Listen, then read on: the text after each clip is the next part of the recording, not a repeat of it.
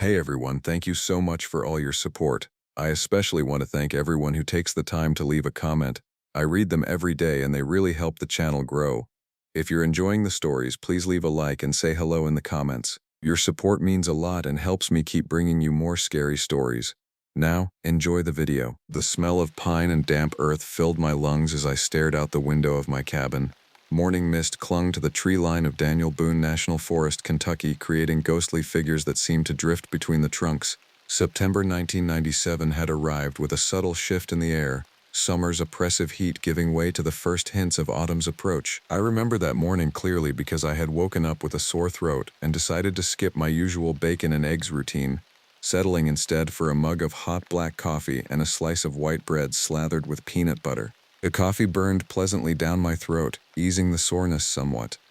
I had been a ranger for 6 months now, but the weight of the uniform still felt foreign on my shoulders. At 29, I was older than most rookies, having spent my 20s drifting between construction jobs before finally finding my calling in these woods. The cabin creaked as I moved around the small kitchen. Outside, a crow called, harsh and abrupt in the morning stillness. I checked my watch, 6:30 a.m. I had just enough time to review yesterday's incident reports before heading to the station. The night before, a family of 4 had reported strange noises outside their tent around midnight. They described it as, not quite animal, not quite human, something pacing the perimeter of their campsite for nearly 30 minutes before disappearing. I'd filed it away as probably a deer or perhaps a black bear, though the description nagged at me. Animals in these woods typically made themselves known or fled entirely. They rarely lingered, watching. I was stationed at a small ranger station near a campsite that overlooked one of the quieter streams. It was early September and the humidity had eased off just enough to make breathing feel less like drinking thick air. The leaves had not yet turned, but a handful of early drops created a subtle golden hint in the canopy.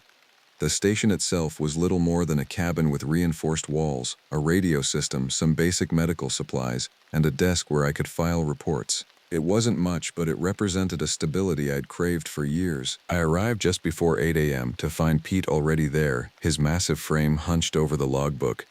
Pete Cassidy had been a ranger for 15 years and knew the forest better than anyone. With his salt and pepper beard and weathered face, he looked like he'd sprouted from the forest floor itself. "Morning, rookie," he said without looking up, a hint of amusement in his voice. He'd been calling me that since day one, despite the fact that I'd completed all my training. "Heard about the Henderson family's ghost story?" I nodded, pouring myself another cup of coffee from the pot he'd already brewed. "What do you think, Bear?" Pete leaned back in his chair, the wood creaking dangerously under his weight. "Maybe, though bears usually make more noise. Could be a mountain lion, but they don't typically hang around campsites that long either." He shrugged those massive shoulders. "Probably just the wind playing tricks. You know how city folks get when they're out in the real dark for the first time." I wasn't so sure, but I trusted Pete's judgment. He'd seen everything these woods had to offer. The morning passed quietly. I checked supplies, filed reports, and responded to a call about a hiker with a twisted ankle near Echo Ridge. By the time I returned to the station, it was approaching noon. Pete was on the radio, his expression uncharacteristically serious. "Got it," he said into the receiver before hanging up. He turned to me, forearms resting on his thighs. "We've got a situation, Rick. Couple of campers, Jeffrey Morrison and Allison Chen, checked in for overnight at Pinewood Creek. They were due back at the trailhead by 9 this morning. No sign of them." I felt a small knot form in my stomach. "Could be running late. Maybe they slept in," Pete said. "Rick, let's go check the creek trail. Might be they're just slow, or maybe twisted an ankle." He shrugged as though such things happened every other day, which they often did. But there was something in his tone that told me he was concerned. Pete wasn't one to worry over nothing. We gathered our gear, first aid kit, extra water, flashlights, and our standard issue radios. Pete also brought his rifle, which wasn't unusual for him. He'd had a run-in with an aggressive black bear years ago and never ventured deep into the woods without protection since. We started around 1 in the afternoon, walking down a narrow trail that wound through tall hardwoods. The day had warmed considerably, and I could feel sweat beginning to form under my uniform. Birds called overhead, and occasionally a squirrel would dart across our path, a flash of gray against the forest floor. "Been meaning to ask," Pete said as we walked. "You thinking of making this permanent?" 6 months in, most rookies know if they're staying or going. I considered the question. "I think so. It feels right, you know." Like I finally found where I'm supposed to be. Pete nodded, a rare smile breaking through his beard. Good. You've got the right instincts. Most rangers these days are just passing through. Forest needs people who understand it. We continued in companionable silence for a while. The trail narrowed as it curved deeper into the woods, following the gentle slope toward Pinewood Creek. I began to notice something odd about an hour into our hike. The trail felt quieter than usual. No chipmunk darting across, no chirping from the brush, just the crunch of our boots over soft soil. Pete said something about catching a Reds game next weekend, and I remember nodding, but my mind drifted. I was focused on the way the undergrowth lay flattened in small patches along the side of the path, as if something heavy had passed through recently. It could have been deer, often was, but deer typically left clearer paths, distinct hoofprints in soft soil. These depressions were different, wider, more ambiguous, almost deliberate in their placement. Still, it set me on edge, and I found myself tapping the butt of my flashlight against my palm. The forest had fallen into an unnatural silence, the kind that typically preceded a storm. But looking up, the sky visible through breaks in the canopy was clear blue, unmarred by clouds. Pete, I said quietly, you notice how quiet it is. He slowed his pace, head tilting slightly as he listened. Yeah, no birds. His hand unconsciously moved to rest on the butt of his rifle. Might be a predator passed through recently. Cougar, maybe, but even as he said it, I could tell he didn't quite believe it. We'd both been around mountain lions before. They created a different kind of silence, more immediate, more localized. This was different. The entire forest seemed to be holding its breath. We pressed on, the creek growing louder as we approached. The water glinted through the trees ahead, sunlight dancing on its surface. In any other circumstance, it would have been beautiful. Today it felt wrong somehow, too bright against the unnatural stillness of the woods. By 3, we reached a clearing that sloped toward a bend in the creek. We spotted a small green tent pitched at an awkward angle beneath a hickory. The flap hung open. A single sleeping bag lay half unrolled, its interior stained with something dark. Pete and I exchanged glances. 6 months on the job, and I'd never encountered anything worse than a broken bone or a case of poison ivy. But one look at that stain told me this was different. This was something I hadn't been trained for. My stomach tightened. Pete stepped forward and knelt by the tent. He touched the stain, then glanced at me, his expression flat. His fingers came away red. Blood. Not fresh, but not old either. Maybe from last night. The campsite showed signs of disturbance. A small cooking pot lay overturned near a hastily constructed fire pit. A backpack had been torn open, its contents scattered across the clearing. A hiking boot, without its pair, sat abandoned by the creek's edge. Hello? Pete called out, his voice echoing against the trees. Ranger service. Anyone here? There was a quiet rustling nearby, and I turned toward a cluster of ferns. I half expected to see a raccoon or maybe a stray dog. Nothing, just that strange silence. The hair on the back of my neck stood up. Something was watching us. I could feel it with a certainty that transcended rational thought. Pete motioned for me to check one side of the clearing while he searched the other. I moved cautiously, scanning the ground for signs of the missing campers. That's when I noticed more blood droplets leading away from the tent toward a dense thicket of rhododendron. Pete! I called softly, pointing to the trail. He joined me, face grim. Together we followed the blood droplets, pushing aside the thick, waxy leaves of the rhododendron. The trail led about 20 yards from the campsite, ending at the base of a large oak. We found one body first. It was the woman, or at least we guessed so by the long hair and the slender build. She was face down in a patch of moss, and I will never forget the angle of her arm bent as though it didn't quite fit her shoulder anymore. Her clothes were torn, but not in a neat way. It looked as if something had grabbed and pulled, not cut or slashed. The ground around her body showed signs of a struggle, disturbed earth, broken twigs, deep gouges in the soft soil. Pete stood there, breathing hard through his nose. He spoke low like he was afraid to wake something. Rick, this isn't an accident. We need backup. I nodded, feeling numb. I'd seen dead bodies before. A grandfather who'd passed in his sleep, a construction worker who'd fallen from scaffolding, but nothing like this. This was violence beyond my comprehension. I nodded, pulled out my radio, and tried to call in. The radio crackled, spat static, and offered no clear response, just garbled words and interference. I tried again, adjusting the frequency slightly, but achieved no better result. Signals blocked by the ridge, Pete said, gesturing to the steep hillside that rose to our east. We need to get to higher ground or head back to the trailhead. We decided to look for the second camper, hoping maybe he'd survived. I checked my watch. It was a bit after 3:30. The sun cast a gentle light filtering through leaves, but I started feeling sweat trickle down my neck. It wasn't just the heat. Fear had a way of opening every pore. Pete whispered, "Don't go too far." He unslung his rifle, holding it ready now. No longer a precaution, but a necessity. We circled about 20 yards around the tent. After a few minutes of careful searching, Pete called, "Over here." His voice carried a weight I'd never heard before. He stood near a fallen log, pointing at what I first thought was an abandoned sweater. It was the other camper. He lay against the log, eyes open. His torso had strange tears, and his face looked as though he'd died confused, maybe terrified. The man's chest cavity was exposed, ribs broken outward in a way that defied any animal attack I'd ever studied. His hands were raised defensively, fingers bent at unnatural angles. Whatever had killed him, he'd seen it coming. He'd tried to fight. My head felt light. My throat tightened. I'd seen animal-related fatalities before, bites, maulings. But this was different. The damage was oddly patterned. There were no clear claw marks, no obvious bite wounds. Instead, it looked almost as if the man had been torn apart by hands, strong, deliberate hands. A section of the forest floor looked disturbed.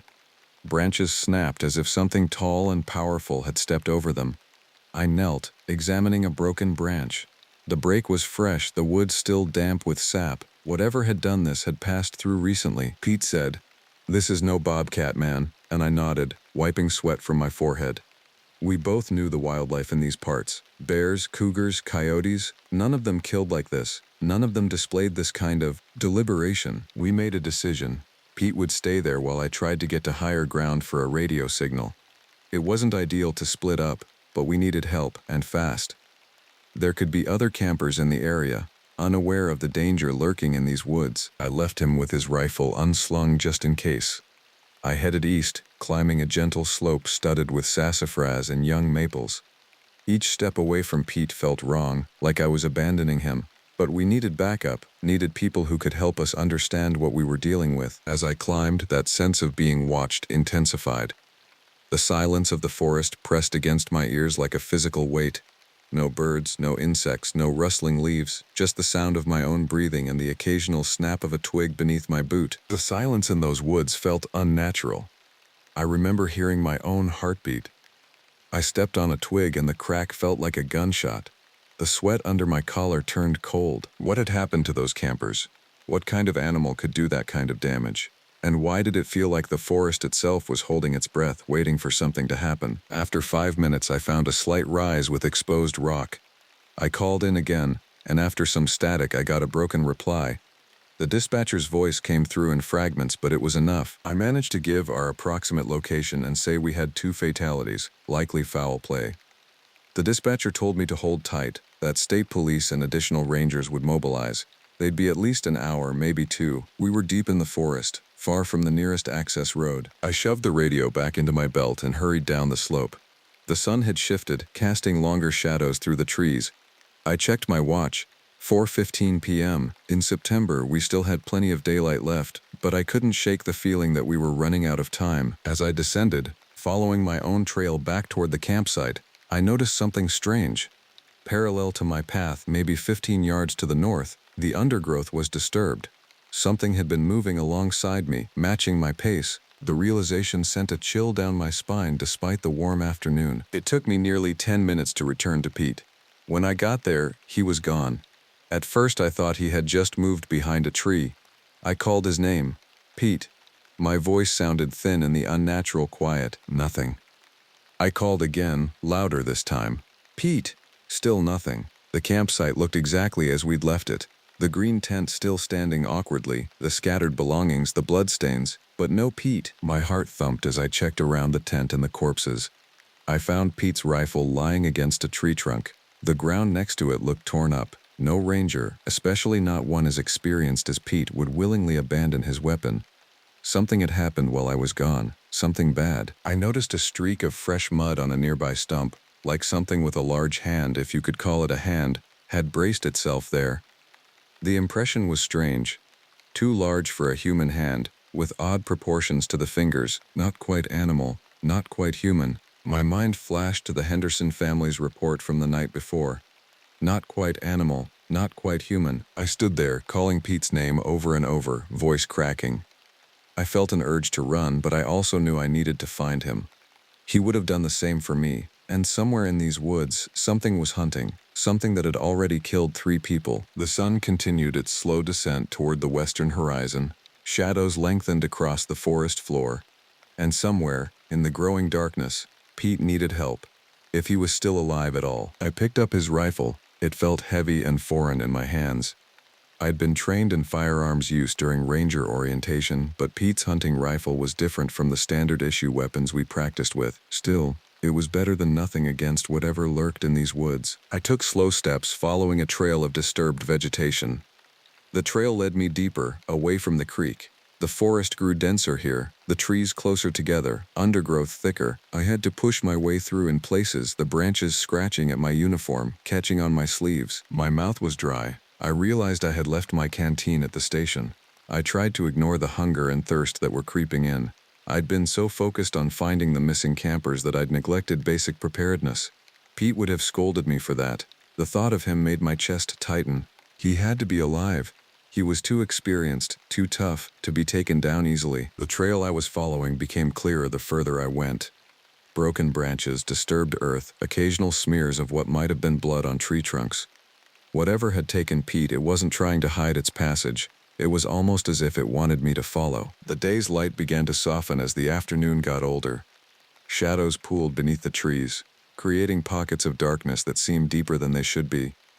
I checked my watch again. 4:45 p.m. Help would be on its way by now, but they wouldn't know to look for Pete. They were coming for the campers, not for us. I paused, listening. The forest remained unnaturally quiet. No birds, no insects, nothing but the occasional whisper of wind through the canopy. I reached for my radio, thinking to update the dispatcher, but hesitated. What if the creature that took Pete was nearby, listening? What if the sound of my voice gave away my position? I continued following the trail, rifle held ready. The path began to slope upward, leading away from the creek valley toward a ridgeline. It was harder going now, the ground rocky and uneven. My boots slipped on loose stones, sending small cascades of pebbles down the slope behind me. It was 5 when I spotted something ahead. A shape leaning against a cluster of young oaks. My heart leapt into my throat. It was too still to be the creature, too large to be anything but a person. As I got closer, I recognized the khaki ranger pants. Pete was sitting on the ground, back against a trunk. Relief flooded through me. He was alive. He had to be, maybe injured, but alive. I rushed forward, but when I saw his face, I froze. The relief drained away, replaced by a horror that turned my blood to ice. His chest wasn't moving. I don't want to get into the details of the injuries. Let's just say I couldn't picture an ordinary animal doing that to a strong man like Pete. His throat had been opened, his chest cavity exposed in a way similar to the male camper. But there was something worse about seeing it happen to someone I knew. Someone I'd shared coffee with just hours earlier. I touched his shoulder lightly, but his body gave no sign of life. His skin was still warm, though. This had happened recently. Very recently. I stepped back, fighting an urge to vomit. I heard movement behind me. Not a growl, not any sound like that. Just the soft scrape of something shifting its weight on leaves. A deliberate sound. A sound meant for me to hear. I turned slowly, rifle ready. About 15 yards away, partially obscured by low branches, stood a creature I cannot fully explain. In the fading afternoon light, it was difficult to make out details, but what I could see defied everything I thought I knew about the wildlife in these woods. It was tall, at least as tall as me, and hairless, with pale skin that seemed stretched tight over wiry limbs. Its face was narrow with small eyes set deep. Its shoulders looked broad, its posture both hunched and balanced, as if it could sprint or climb in an instant. It wasn't a bear. It wasn't a mountain lion. It wasn't human, though it stood on 2 legs. It was something else entirely, something that shouldn't exist in the forests of Kentucky or anywhere else. There was no sound from it. It moved its head slightly, and its eyes reflected a dim amber hue in the fading light. Those eyes fixed on me with an intelligence that sent shivers down my spine. This wasn't just an animal acting on instinct. There was purpose behind those eyes, calculation. My hands shook. I raised the rifle, heart hammering. My throat felt coated with dust. I'd never fired at a living creature before. I'd never had to. But Pete's body lay cooling behind me, and 3 other people were already dead. There was no question of what I had to do. "Go on," I said. My voice cracked and useless. I wasn't sure why I spoke. Maybe some part of me still hoped this was all a misunderstanding, that this creature would turn and flee if challenged. The thing lowered itself, maybe expecting me to run. Instead, I took a step back. My foot caught a root, and I stumbled, still trying to keep the sights lined up. The rifle wavered in my hands, the target momentarily lost. The creature stepped sideways, and in that movement, I saw the muscles in its legs tense. It was calculating me, waiting for me to make a mistake, waiting for an opening. I fired. One shot blasted through the quiet. The recoil slammed into my shoulder. The sound was deafening in the silence of the forest, echoing off the ridgeline behind me. The creature jerked its head to the side and vanished behind a tree. I didn't hear footsteps. Maybe it moved too fast, or maybe I was too rattled to notice. One moment it was there, the next it was gone, melting into the forest like a ghost. I stayed frozen, rifle still raised, scanning the trees for any movement. Nothing. The forest remained as silent as before, as if the gunshot had never happened, as if Pete wasn't lying dead a few feet away. I stumbled backward, deciding that Pete, God rest him, was beyond saving.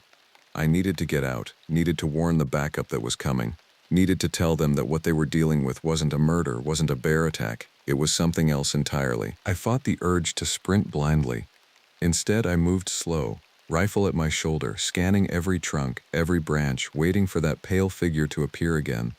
I didn't follow the trail I'd come up. That would be too predictable. Instead, I cut across the slope, moving laterally across the hillside toward where I thought the main trail should be. The light was fading faster now. Within an hour it would be dark, and I had no desire to be in these woods after nightfall. Not with that thing hunting. I picked up my pace, moving as quickly as I dared while still keeping alert, still scanning the forest around me. Something moved in my peripheral vision, a flash of pale skin between tree trunks about 30 yards to my right. I swung the rifle toward it, finger tightening on the trigger, but held my fire. I couldn't be sure. It could have been a birch trunk catching the last rays of sunlight. It could have been my imagination, stretched taut by fear and grief. I continued my lateral movement across the slope, gradually angling downward toward the creek valley. The main trail followed the creek. If I could reach it, I could follow it back to the ranger station, or at least intercept the backup that was coming. The slope grew steeper. Loose shale made footing treacherous. I had to holster the rifle momentarily, using my hands to steady myself as I half-slid down a particularly steep section. Exposed roots provided handholds, but the descent was still nerve-wracking, especially knowing that somewhere in these woods that creature was watching, waiting. I made my way back toward the creek. The campsite felt different now, emptier if that's possible. The 2 bodies remained where we found them. I didn't linger. I'd done all I could for them. The authorities would recover the bodies, would try to make sense of what had happened here. I wondered what explanation they would settle on. Bear attack? Deranged killer? Would they believe me if I told them what I'd seen? I walked downstream, counting each step. The afternoon light had shifted to a dull glow. The creek gurgled beside me, the sound almost obscenely cheerful in the context of the day's horrors. I kept the rifle ready, eyes constantly scanning the forest on both sides of the creek. Eventually, I found a deer trail and followed it, nearly twisting an ankle on a loose rock. The pain shot up my leg, causing me to stumble, but I caught myself against a tree trunk. I couldn't afford an injury, not here, not now. Around 6:30, I reached a gravel service road. I followed it until the lights of the ranger station came into view through the trees. I remember thinking that those lights had never looked so welcoming. They represented safety, civilization, normality, menace, everything that the creature in the woods was not. As I approached the station, I saw vehicles parked outside. 2 state police cruisers, an ambulance, another ranger's truck. Help had arrived, but too late for Pete, too late for the campers. By the time backup arrived, it was near dusk. A trooper asked me questions. I answered as best I could, voice trembling a bit, sweat drying on my back. I told them about the campsite, about the bodies, about Pete. I hesitated when it came to describing the creature. How could I make them understand what I'd seen? How could I convince them that this wasn't just a bear or a mountain lion or a human killer? A paramedic checked my vitals while I explained again. They looked confused and uneasy. I could see the skepticism in their eyes, could practically hear their thoughts. Shock, trauma. This ranger's been through hell today. He's not thinking clearly. They found the bodies easily enough. They found Pete too. They didn't find tracks that they considered normal. The state police photographed everything, collected evidence, took measurements. The medical examiner arrived later, faces grim as they examined the wounds, exchanging glances that spoke volumes. They asked if maybe it was a person, some deranged criminal. I had no good answer. I told them what I had seen, sticking to the details no matter how strange. I described the creature's height, its hairless skin, its amber eyes. I told them about the way it moved, the intelligence behind its gaze. Some wrote notes. Others just stared at me. Expressions unreadable. I knew how it sounded. I knew they thought I was in shock, that trauma had affected my perception. Maybe they were right. Maybe I hadn't seen what I thought I'd seen. But then I remembered Pete's body, remembered the campers, remembered the unnatural silence in the woods, the feeling of being watched, hunted. Whatever had killed them wasn't natural. It wasn't something that belonged in these woods. A senior ranger, Miriam, put her hand on my shoulder that evening. She had known Pete for years. She tried to be kind. I just stared into my coffee, which had gone cold. The station was filled with people now, rangers, police, investigators. Their voices washed over me, meaningless noise. "We'll find who did this," Miriam said, squeezing my shoulder. "Or what did this?" "Don't worry," I nodded, not trusting myself to speak. How could I tell her that I'd looked into its eyes, that I'd seen something in those amber depths that defied explanation, that whatever had killed Pete and the campers wasn't something they could simply track down and capture? The official report later pinned it on an unknown assailant, said maybe a desperate drifter with unusual strength or a rabid animal that left few typical signs. But I knew what I'd observed, and none of their explanations matched it. The investigation continued for weeks. Teams searched the woods. Experts analyzed the wounds, the tracks, the evidence. They found nothing conclusive. No human suspect. No animal that could have caused those specific injuries. Just more questions, more uncertainty. They never found the creature. Over the next few weeks, I slept poorly. Every small noise outside my cabin made me tense. I kept the rifle Pete had carried. They'd let me keep it after the investigation, by my bed, loaded and ready. I installed extra locks on my doors and windows. I bought a dog, a German Shepherd named Duke, for both companionship and protection. Once I thought I saw movement near the edge of the woods when I stepped out to dump trash, but it was just a doe and her fawn slipping through brush. Still, I hurried back inside, heart pounding. The memory of that pale figure, those amber eyes, remained burned into my mind. I still catch myself expecting that pale figure to step around a tree whenever I'm alone at dusk. There are moments, especially when the light is fading and shadows grow long, when I'm certain I can feel its gaze on me, watching, waiting. State authorities came and went. Investigations petered out. Families mourned. Jeffrey Morrison and Allison Chen were buried in their hometowns, their deaths attributed to an animal attack. Pete was given a ranger's funeral, with colleagues from across the state attending. His wife clutched my hand after the service, tears in her eyes, and thanked me for trying to save him. The guilt nearly crushed me. I took a leave of absence soon after and never returned to that post. I couldn't face those woods again, couldn't walk those trails knowing what lurked among the trees. The forest I'd loved had become a place of nightmares, of whispered movements and amber eyes watching from the shadows. I visited Pete's family, offered what little comfort I could without giving details that might haunt them. They didn't need to know every shadow of that afternoon. I told them he died trying to help others, which was true. I didn't tell them about the creature, about the way Pete's body had been torn open, about the intelligence behind those inhuman eyes. Even now, remembering it, my pulse quickens. It's been 2 months since that day in the forest, 2 months since I watched Pete die, since I encountered something that shouldn't exist. I've relocated to a small apartment in Lexington, far from the dense woods of Daniel Boone National Forest. The sounds of traffic outside my window are comforting in their mundanity, a stark contrast to the unnatural silence that preceded death in those woods. My leave of absence has stretched into something more permanent. The department understands, or at least they pretend to. Trauma, they call it, post-traumatic stress. They've recommended counseling, which I've reluctantly agreed to attend. Twice a week, I sit across from Dr. Hernandez, a calm-voiced woman with salt and pepper hair and penetrating eyes, and try to explain what happened without sounding insane. "Tell me about the creature again," she said during our last session, her pen poised over her notepad. I shifted uncomfortably in my chair. "I've described it 3 times now." "I know," she replied patiently. "But details sometimes change with perspective. With time, but they hadn't. That was the thing. The image of that pale, elongated figure remained crystal clear in my mind, unchanged by time or distance. If anything, certain details had become sharper. The way its joints seemed to bend at slightly wrong angles. The texture of its skin like something that had never seen sunlight. The intelligence behind those amber eyes. It was tall, I began again, the words feeling worn with repetition. Hairless. Pale skin stretched over a frame that was wrong somehow. Too thin in some places, too thick in others. Not proportioned like a human, but not like any animal I've ever seen either. Dr. Hernandez nodded, making notes. And you're certain it wasn't a bear standing on its hind legs? Or perhaps a very tall, thin person? I shook my head firmly. I've seen bears, Dr. Hernandez. I've seen all kinds of people. This wasn't either. She studied me for a moment. Rick, have you considered that in moments of extreme stress, our minds can sometimes interpret things differently, create explanations for things we don't understand? It was a conversation we'd had before. She was suggesting, as gently as possible, that I'd hallucinated the creature, that grief and shock had warped my perception of reality. 4 people died, I said quietly. Pete, those 2 campers, and something killed them. Something real. Yes, she agreed. Something did, but the question is what? The medical examiner's report suggested an animal attack, possibly a bear. I finished for her.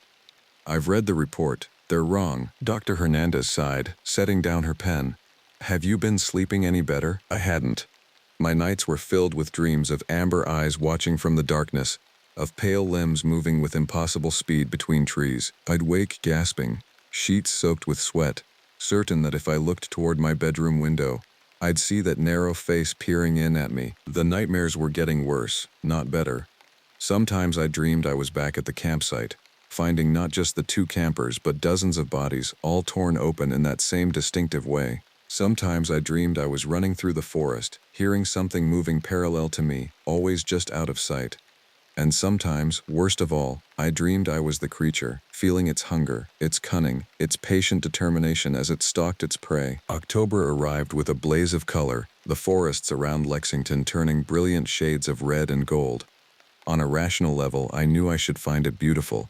Instead, I saw only places where something could hide, watching and waiting. I'd taken to researching strange phenomena in the Daniel Boone National Forest, spending hours online searching for similar incidents, for any mention of creatures that matched what I'd seen. Most of what I found was clearly fiction, campfire stories, urban legends, creepypasta posts that borrowed elements from popular horror tropes. But occasionally, buried among the obvious fabrications, I'd find something that made me pause. A hiker in 1983 who claimed to have been stalked for miles by something pale and wrong-looking before he managed to reach his car. A hunting party in 1975 that found their guide missing one morning, only to discover his remains 3 days later torn apart like nothing we've ever seen. A family in 1992 who abandoned their camping trip after their son reported seeing a skinny white monster watching him from the trees. Isolated incidents, spread across decades, easily dismissed as imagination, mistaken identity, or deliberate hoaxes. But together, they formed a pattern, a presence in those woods that occasionally made itself known, that occasionally killed. I printed these accounts, pinned them to my wall, connected them with red string like a detective in a procedural drama.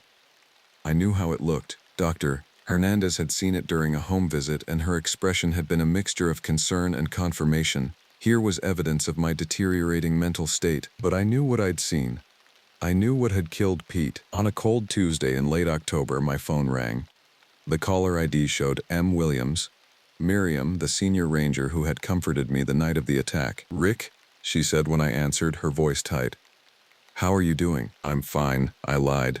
"What's up?" A pause. Then, "We had another incident. 2 days ago. Hikers found a body near Penwood Creek. Same pattern as before." My blood ran cold. "The same injuries?" "Yes. And Rick, it was almost exactly where we found Pete." I closed my eyes, seeing it all again. The campsite, the blood-stained sleeping bag, Pete's body against the tree, the creature watching me from the shadows. "Have you told the police? The state authorities?" "Of course," Miriam replied. "But they're still calling it an animal attack. Probably a bear, they say. Maybe the same one from September." "It's not a bear," I said automatically. Another pause. "I know," she said finally. I saw Pete's body, Rick. I saw what it did to him. No bear kills like that. The relief of being believed, even partially, was overwhelming. What do you need from me? Nothing official, she said quickly. You're still on leave. But I thought you should know, and I thought maybe you could tell me exactly where you saw, whatever you saw. The creature. We've got teams searching the area, but they don't know what they're looking for. I hesitated. The thought of others encountering that thing, unprepared and unwarned, made my stomach clench. But could I really send people into those woods, looking for something that had already killed 5 people that we knew of? Miriam, listen to me.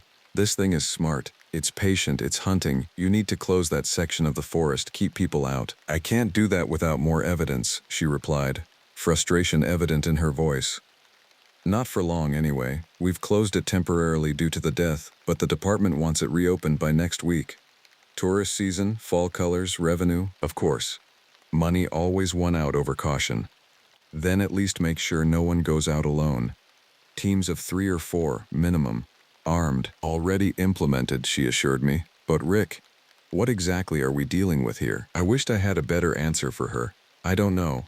Something that shouldn't exist. Something that's been in those woods for a long time, I think. After the call ended, I stood at my apartment window looking out at the city streets below. People moved about their normal lives, unaware of what lurked just an hour's drive away. Unaware that the natural order they took for granted was more fragile than they knew. That night I dreamed of the forest again. But this time I wasn't running, wasn't hunting. I was standing at the edge of Pinewood Creek, watching as a pale figure emerged from the water. It moved with that same unnatural grace, water streaming from its hairless skin. It turned toward me, amber eyes glowing in the moonlight, and for the first time I heard it speak. You saw me, it said, its voice like stones grinding together. No one sees me unless I wish it. I woke with a gasp, heart pounding. The dream had been so vivid, so real. I could still hear that voice, feel the cold night air on my skin, smell the damp earth and pine needles. The digital clock on my nightstand read 3:17 a.m. Outside, rain pattered against my bedroom window. I lay there staring at the ceiling, knowing sleep wouldn't return. Not after that dream. What if it wasn't just a dream? What if it was something else? A memory not yet formed, a warning? I threw back the covers and padded to my small kitchen, turning on only the light above the stove. The apartment felt too confining suddenly, the walls too close. I filled a glass with water, trying to wash away the lingering taste of fear. That's when I noticed it. A smudge on my kitchen window. I moved closer, squinting in the dim light. It was on the outside of the glass, a handprint unlike any human hand, the fingers too long, too widely spaced. A streak of mud, like the one I'd seen on the stump near where Pete's rifle had been abandoned. My apartment was on the 4th floor. I stumbled back, water sloshing from my glass onto the linoleum floor. It wasn't possible. I was in the city, miles from the forest. It couldn't be here. It couldn't have followed me, unless it had been following me all along. The next morning, in the harsh light of day, I convinced myself I'd imagined the handprint. Stress, lack of sleep, an overactive imagination fueled by grief and trauma. All perfectly reasonable explanations for seeing something that couldn't possibly be there. I didn't mention it to Dr. Hernandez during our session that afternoon. She already thought I was teetering on the edge of a breakdown. No need to give her further evidence. Instead, I asked her about sleep paralysis, about waking dreams, about the ways trauma can manifest in the unconscious mind. These are all normal responses to what you've been through, she assured me. Your brain is trying to process what happened, trying to make sense of a senseless tragedy. I nodded as if her explanation satisfied me. As if it explained the handprint, the dreams, the growing certainty that whatever I'd encountered in those woods wasn't finished with me. After our session, instead of heading back to my apartment, I drove to the university library. If the internet had yielded only fragments, perhaps older sources would provide more substantial information. I spent hours in the local history section, poring over accounts of the region, looking for anything that might relate to what I'd seen. Most of it was mundane, records of settlements, land disputes, weather patterns.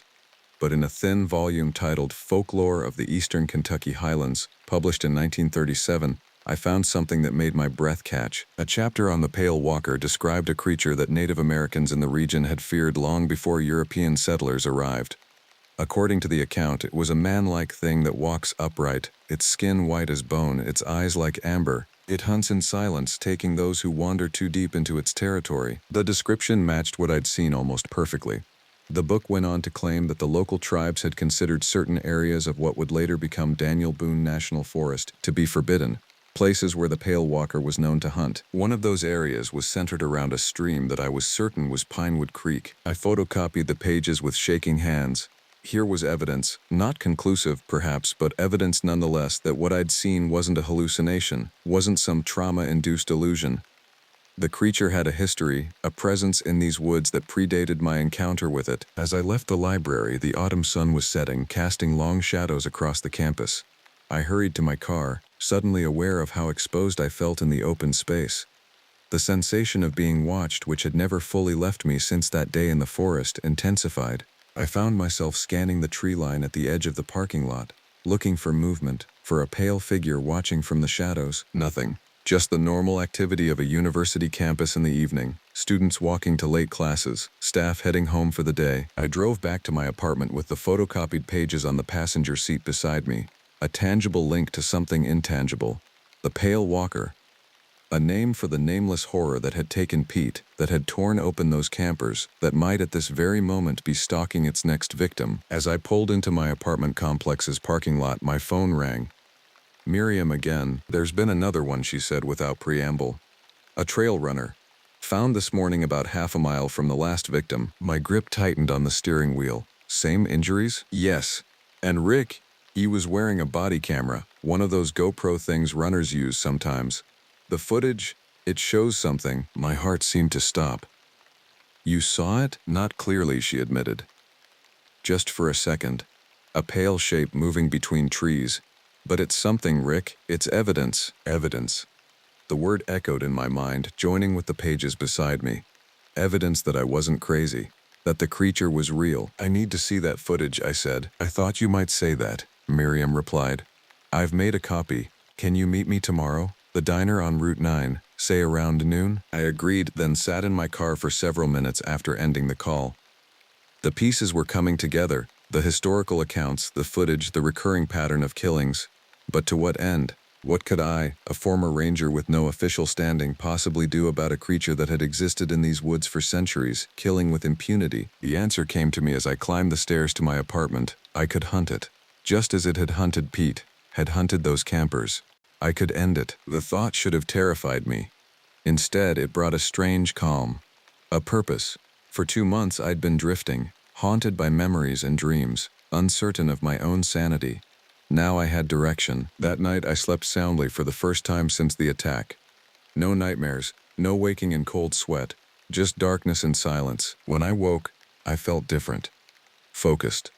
The fear was still there, a constant companion since that day in September, but it no longer paralyzed me.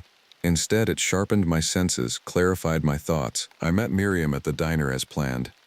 She looked tired, dark circles under her eyes suggesting she hadn't been sleeping well either. She slid a flash drive across the table to me. The original is with the state police, she said quietly. They're calling it a technical glitch, a shadow, maybe a deer. They don't want to consider alternatives. But you've seen it, I prompted. You know it's not a deer. She nodded slowly. I've been a ranger for 20 years, Rick. I know every animal in these woods. What's on that footage? It's not anything I recognize. I pocketed the flash drive. Thank you. What are you going to do? She asked, studying my face. I considered lying, telling her I just wanted to satisfy my curiosity, maybe find some closure. But Miriam deserved better than that. She'd lost a colleague too. She'd seen the aftermath. I'm going to find it, I said simply, and I'm going to kill it. She didn't look surprised. That's what I thought. But Rick, be careful. This thing, whatever it is, it's dangerous. It's killed at least 6 people that we know of. 7, I corrected. Don't forget Pete. Her expression softened. I could never forget Pete. He was one of the best rangers I've ever known. We sat in silence for a moment, both remembering our fallen colleague. Then Miriam reached across the table, placing her hand over mine. If you're really going to do this, you're not doing it alone. I'm coming with you. I started to protest, but she cut me off. This isn't a discussion. I've already put in for some personal days. Whatever this thing is, it's killing people in my forest. I have a responsibility. I understood that sense of duty all too well. It was what had driven Pete and me to search for those missing campers in the first place. It was what had gotten Pete killed. It's dangerous, I warned. Miriam's mouth set in a determined line. So am I. Looking at her weathered face, the steel in her eyes, I believed it. Miriam Williams had been navigating the dangers of Daniel Boone National Forest for 2 decades. She knew the terrain, knew how to track, knew how to handle herself in a crisis. If I was going to hunt the Pale Walker, I could ask for no better partner. That evening, I watched the footage from the trail runner's camera in my apartment. Miriam sat beside me on my worn couch, both of us leaning toward my laptop screen with the same tense anticipation. The video began ordinarily enough, a bobbing perspective of the forest trail as the runner made his way along it, breath coming in rhythmic pants. The timestamp in the corner showed 6:47 a.m. Early morning light filtered through the trees, creating dappled patterns on the trail ahead. For nearly 10 minutes, nothing unusual happened. The runner maintained a steady pace, occasionally muttering encouragement to himself. The forest looked peaceful, normal. Birds called from the canopy. A squirrel darted across the path at one point, causing the runner to chuckle. Then, at 6:58 a.m., something changed. The runner slowed, his breathing pattern altering. "Hello," he called out. "Someone there?" The camera panned left, then right, searching. Nothing visible, but the runner's increasing pace suggested he'd sensed something. Felt watched, perhaps. "Probably just a deer," he muttered. But his voice had tightened. He continued running, faster now. The camera's movement became more erratic, bouncing with his accelerated stride. His breathing grew labored, not from exertion, but from fear. At 7:02 a.m., he stopped abruptly. "What the fuck is that?" he whispered. The camera swung wildly as he turned in a complete circle, scanning the forest around him. And there, just for a fraction of a second, something pale moved between 2 trees about 30 yards to his right. I hit pause, rewound, played it again at half speed. There it was, a tall, thin figure, skin as white as I remembered, moving with that same unsettling grace. The image was blurry, caught in motion, but unmistakable to me. The Pale Walker. "Jesus," Miriam breathed beside me. "That's what you saw?" I nodded, unable to speak for a moment. Seeing it again, even in this grainy, momentary glimpse, brought everything back. The smell of the forest, the unnatural silence, Pete's body torn open against that tree. We continued watching. The runner resumed his pace, now sprinting, panic evident in his ragged breathing. The camera bobbed violently as he fled down the trail, occasionally glancing back over his shoulder. At 7:05 a.m., 3 minutes after first spotting the creature, the runner fell. The camera tumbled, showing a disorienting view of spinning forest and sky before coming to rest facing partially upward, capturing a section of trail and overhanging branches. "Shit, shit, shit," the runner gasped off camera. Sounds of scrambling, of someone trying to regain their footing on loose soil. Then a shadow fell across the trail. Something tall and thin stepped into the very edge of the frame.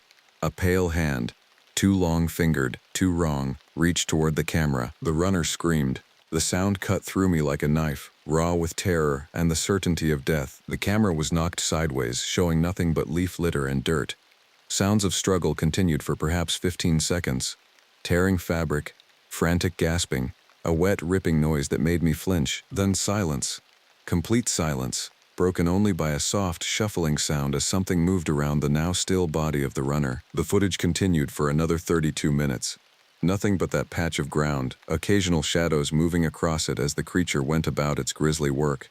Neither Miriam nor I spoke as we watched. What was there to say? We were witnessing the aftermath of a man's death, the methodical dismemberment of his body by something that defied explanation. At 7:41 a.m., a pale hand reached down and picked up the camera.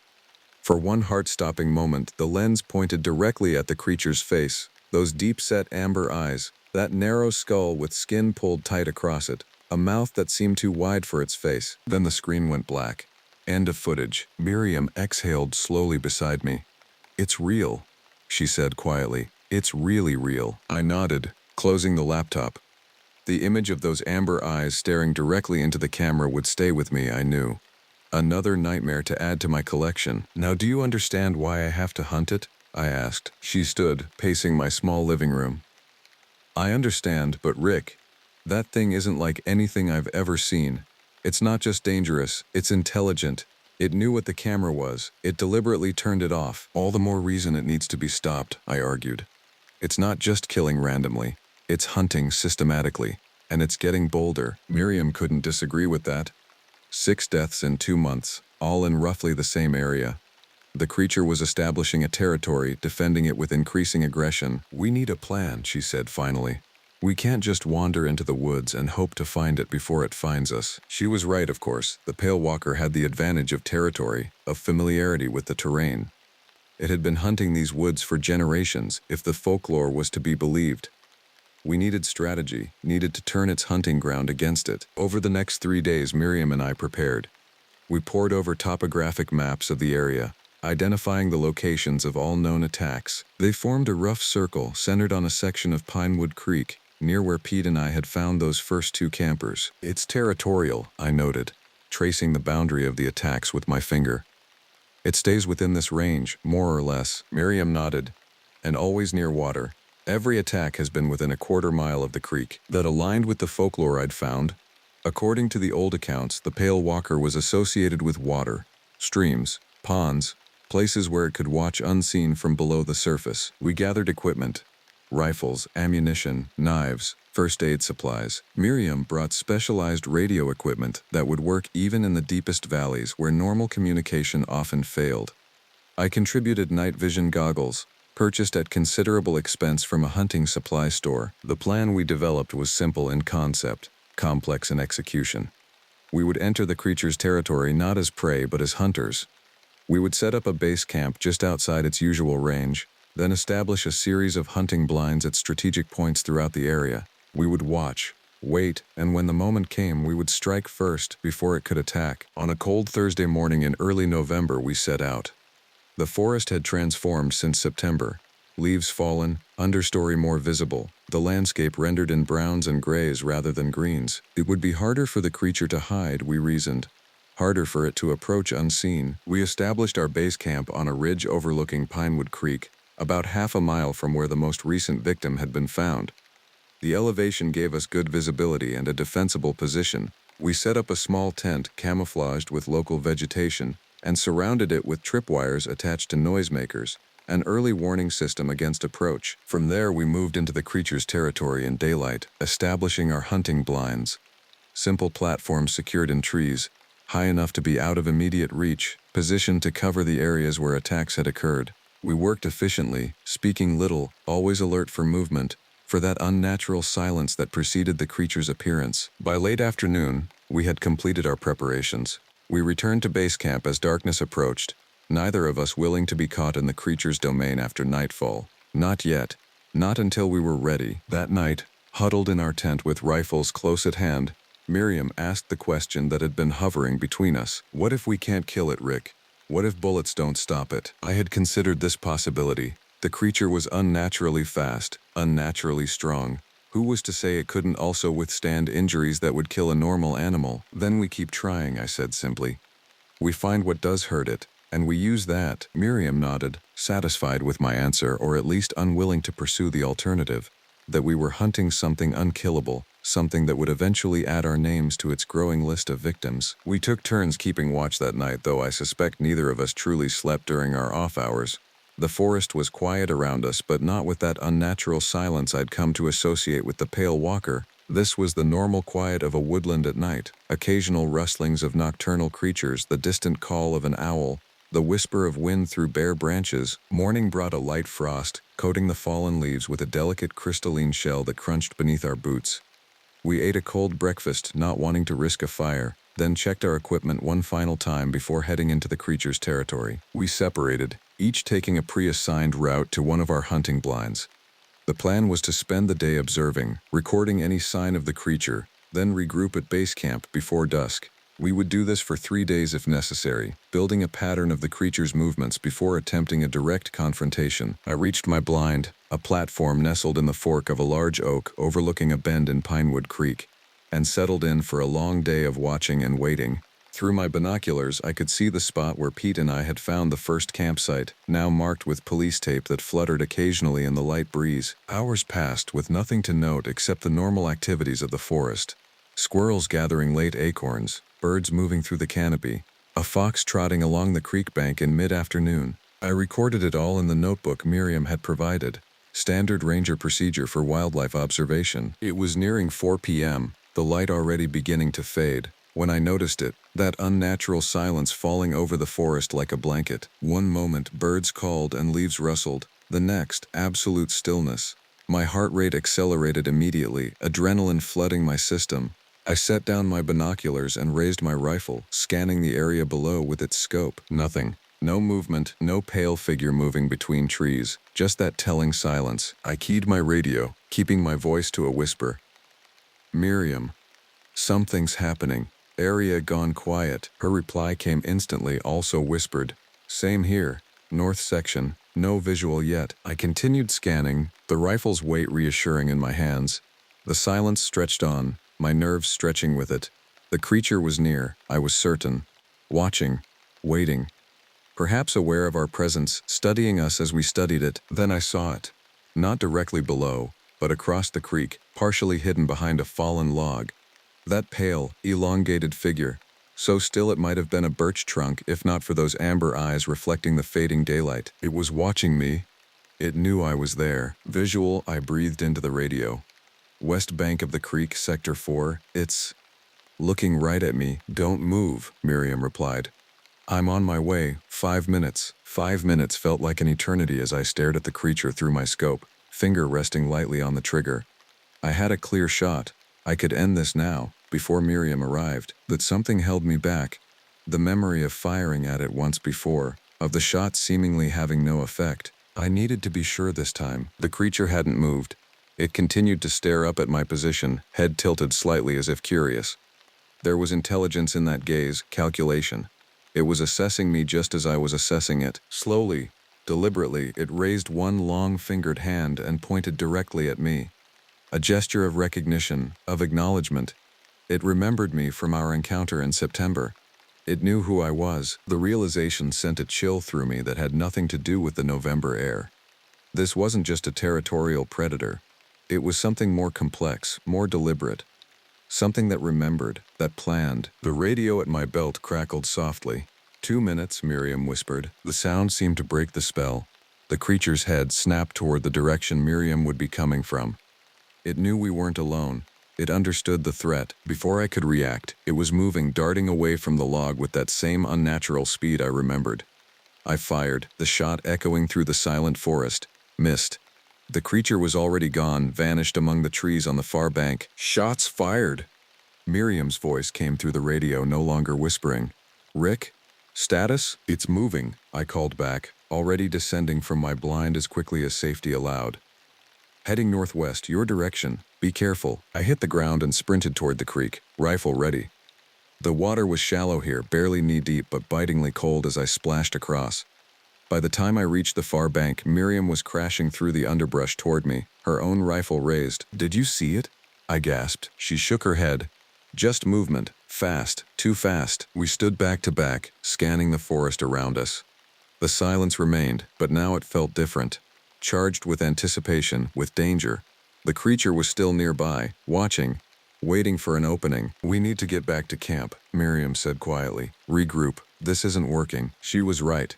Our careful plan of observation had been disrupted. The creature knew we were hunting it now. The dynamic had changed. We began moving carefully back toward our base camp, maintaining our back-to-back position, rifles ready. The forest remained eerily silent around us. The only sounds our own breathing and the occasional snap of a twig beneath our boots. We were perhaps halfway back to camp when Miriam suddenly stiffened against my back. Rick, she whispered, voice tight with controlled fear. 3 o'clock. About 40 yards. I turned slowly, raising my rifle. There it was again, standing motionless between 2 trees, watching us with those amber eyes. In the fading light, its pale skin seemed to glow faintly, an unnatural beacon in the gloom. I've got a shot, I murmured. Take it, Miriam replied without hesitation. I steadied the rifle, exhaled slowly, and squeezed the trigger. The report echoed through the trees. The creature jerked sideways, a dark stain appearing on its shoulder. A hit, but instead of falling, instead of fleeing, it did something I never expected. It smiled. A wide, terrible smile that revealed teeth too sharp, too numerous for any human mouth. Then it was moving again, not away from us but toward us. covering the distance with impossible speed. "Run!" I shouted, firing again and again, the bullets seeming to have no effect beyond momentarily slowing the creature's advance. Miriam and I broke in opposite directions, a tactical split designed to confuse a pursuer. I crashed through underbrush, heart pounding, aware with every step that the creature was likely right behind me. I could hear nothing over my own labored breathing, the rush of blood in my ears. I risked a glance back and saw nothing. No pale figure pursuing, no amber eyes in the gathering darkness. I slowed, trying to quiet my breathing, to listen. Silence. That same unnatural silence that had preceded every encounter with the creature. "Miriam," I called softly into my radio. Status? Nothing. Not even static. Fear clawed at my throat. Had it gone after her instead of me? Was she already down, already torn open like peat, like those campers? I turned, intending to backtrack, to find Miriam. That's when I saw it, standing not 10 feet away, watching me with those unfathomable amber eyes. Blood, its blood, trickled from the wound in its shoulder, black in the fading light. "You came back," it said, its voice like grinding stones, exactly as I'd heard in my dream. "You saw me, and you came back." I raised my rifle, but knew it was useless. I'd already hit it once with no effect. This close it could reach me before I even got a shot off. "Where's Miriam?" I demanded, surprised at the steadiness of my own voice. The creature tilted its head, a gesture almost bird-like in its abruptness. "The female. She runs still, not like you. You stand, you face." It took a step closer. I held my ground, though every instinct screamed at me to flee. "You killed my friend," I said. "You killed those campers. The runner. All of them." Another tilt of that unsettling head. "I hunt, as you hunt now." It gestured to my rifle with one long-fingered hand. "But you hunt poorly." It was talking to me, actually communicating. The realization was almost as shocking as its appearance had been that first day in September. This wasn't just an animal, not even an unusually intelligent predator. This was something else entirely. "What are you?" I asked, the question escaping before I could consider the wisdom of it. The creature's mouth stretched in that terrible smile again. "I am old. I was here before your kind. I will be here after." Another step closer. I could smell it now, a musty, damp odor like wet stone and stagnant water. Not the rotting smell I might have expected from a predator, but something older, more primeval. "You don't belong here," I said. Rifle still raised, though I knew it was futile. "This isn't your forest." The creature's smile faded, replaced by something like contempt. "I was here before the trees, before your words, before your kind claimed what was never yours." It reached toward me with those two long fingers, and I stumbled backward, nearly falling over a root. The creature paused, head tilting again in that bird-like manner. "You fear," it observed. "Good. Fear makes the meat sweet." A gunshot cracked through the silence. The creature jerked forward, then whirled around. Miriam stood 20 yards away, rifle raised for another shot. "Get away from him," she shouted, voice steady despite the terror that must have been coursing through her. The creature made a sound, not quite a growl, not quite a laugh, that raised the hair on my neck. It turned back to me, that terrible smile returning. "Two hunters," it said. "Better sport." Then it was gone, moving with that impossible speed into the deepening shadows of the forest. One moment it stood before me, the next it had vanished, leaving only that musty, ancient smell hanging in the air. Miriam rushed to my side, eyes wild. "Did it hurt you? Rick, are you all right?" I shook my head, unable to speak for a moment. My legs felt suddenly weak, and I sank to one knee, rifle falling from nerveless fingers. "It talked to me," I finally managed. "Miriam, it spoke. English. It knew what we were doing, called us hunters." She stared at me, disbelief warring with the evidence of her own eyes. "That's not possible." "I heard it," I insisted. Just like in my dream." Understanding dawned in her eyes. "The nightmares you mentioned. You dreamed it could speak?" I nodded, retrieving my rifle with shaking hands. "It said it was here before us, before the forest even." "What the hell does that mean?" Miriam helped me to my feet, eyes constantly scanning the trees around us. "I don't know, and right now, I don't care. We need to get back to camp before dark. That thing, I hit it square in the back. Should have dropped anything normal, didn't even slow it down." We moved quickly through the forest, no longer attempting stealth. The creature knew where we were, knew what we were doing. Our careful plans of observation and ambush were useless now. The sky had darkened to deep twilight by the time we reached our camp. The tripwires were undisturbed, the tent still standing, but something felt wrong. The same instinct that had warned me in the forest 2 months ago now screamed danger. "Miriam, wait," I whispered, grabbing her arm as she started toward the tent. "Something's not right." She froze, following my gaze. The tent flap, which we had securely fastened before leaving that morning, hung partially open. Inside, something moved. A shadow shifting against shadows. We backed away slowly, weapons raised. The forest had fallen into that now familiar, unnatural silence, broken only by our careful footsteps on frosted leaves. "It got here before us," Miriam breathed. "How?" I knew the answer even before we heard that stone-grinding voice from behind us. "I know these woods," it said. "Every path, every tree, every stream." We spun around. The creature stood not 10 feet away, its pale form almost luminous in the gathering darkness. The wounds in its shoulder and back oozed black fluid, but seemed to cause it no discomfort.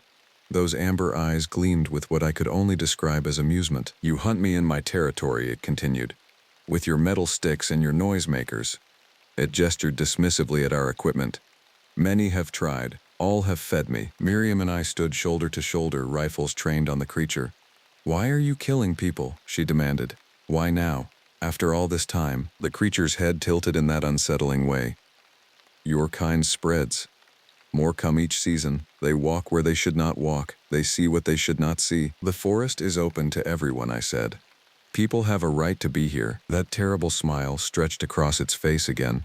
"Rights, another word your kind invented. I know only territory, only hunting grounds." It took a step closer. I tightened my finger on the trigger. "Stop," I warned. "Don't come any closer." The creature paused, those amber eyes studying me with what seemed like curiosity. "You saw me," it said, echoing its words from earlier. "In the dying light, when your companion fell. You saw me, and you lived." I remembered that moment, standing over Pete's body, turning to find those inhuman eyes watching me from the shadows.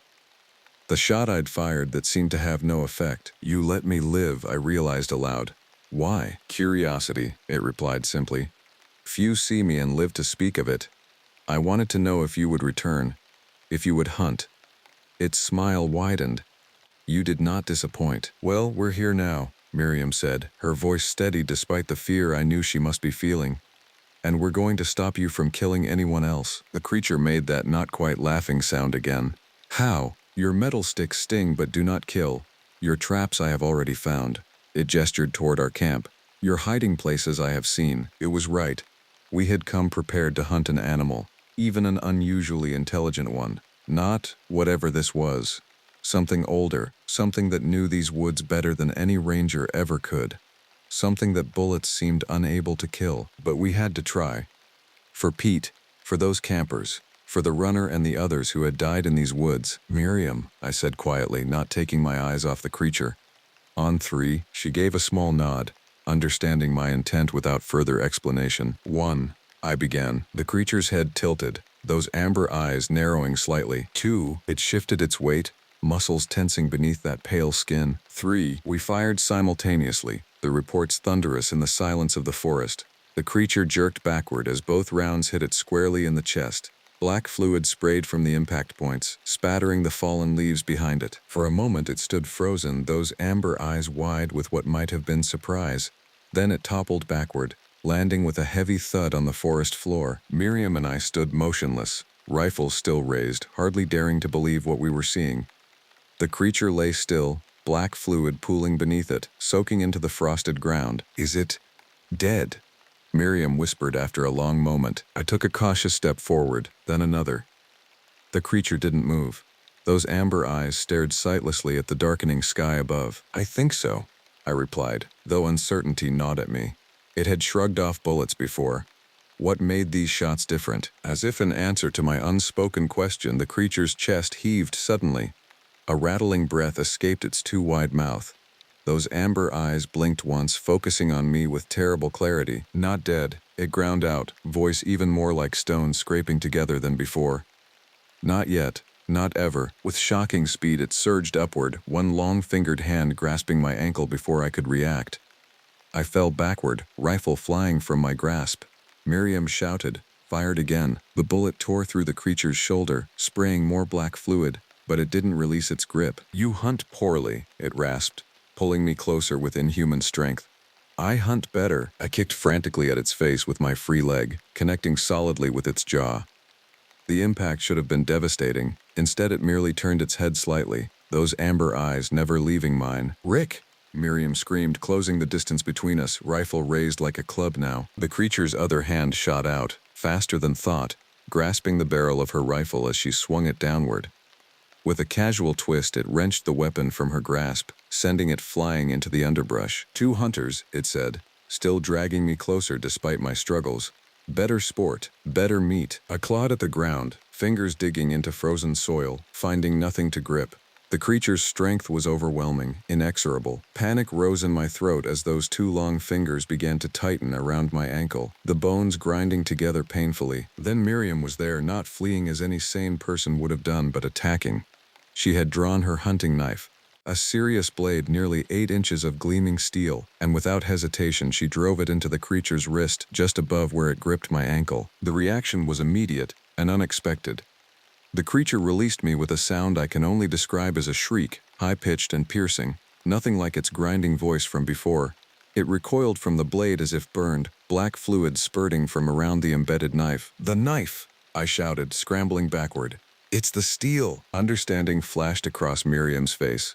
She drew her backup knife, smaller but still steel, from her belt and advanced on the creature, which was now backing away, eyes fixed on the blade in her hand. "That's right," she said grimly. "Not so tough now, are you?" The creature continued to retreat, cradling its injured wrist against its chest. The knife still protruded from it, black fluid seeping around the blade.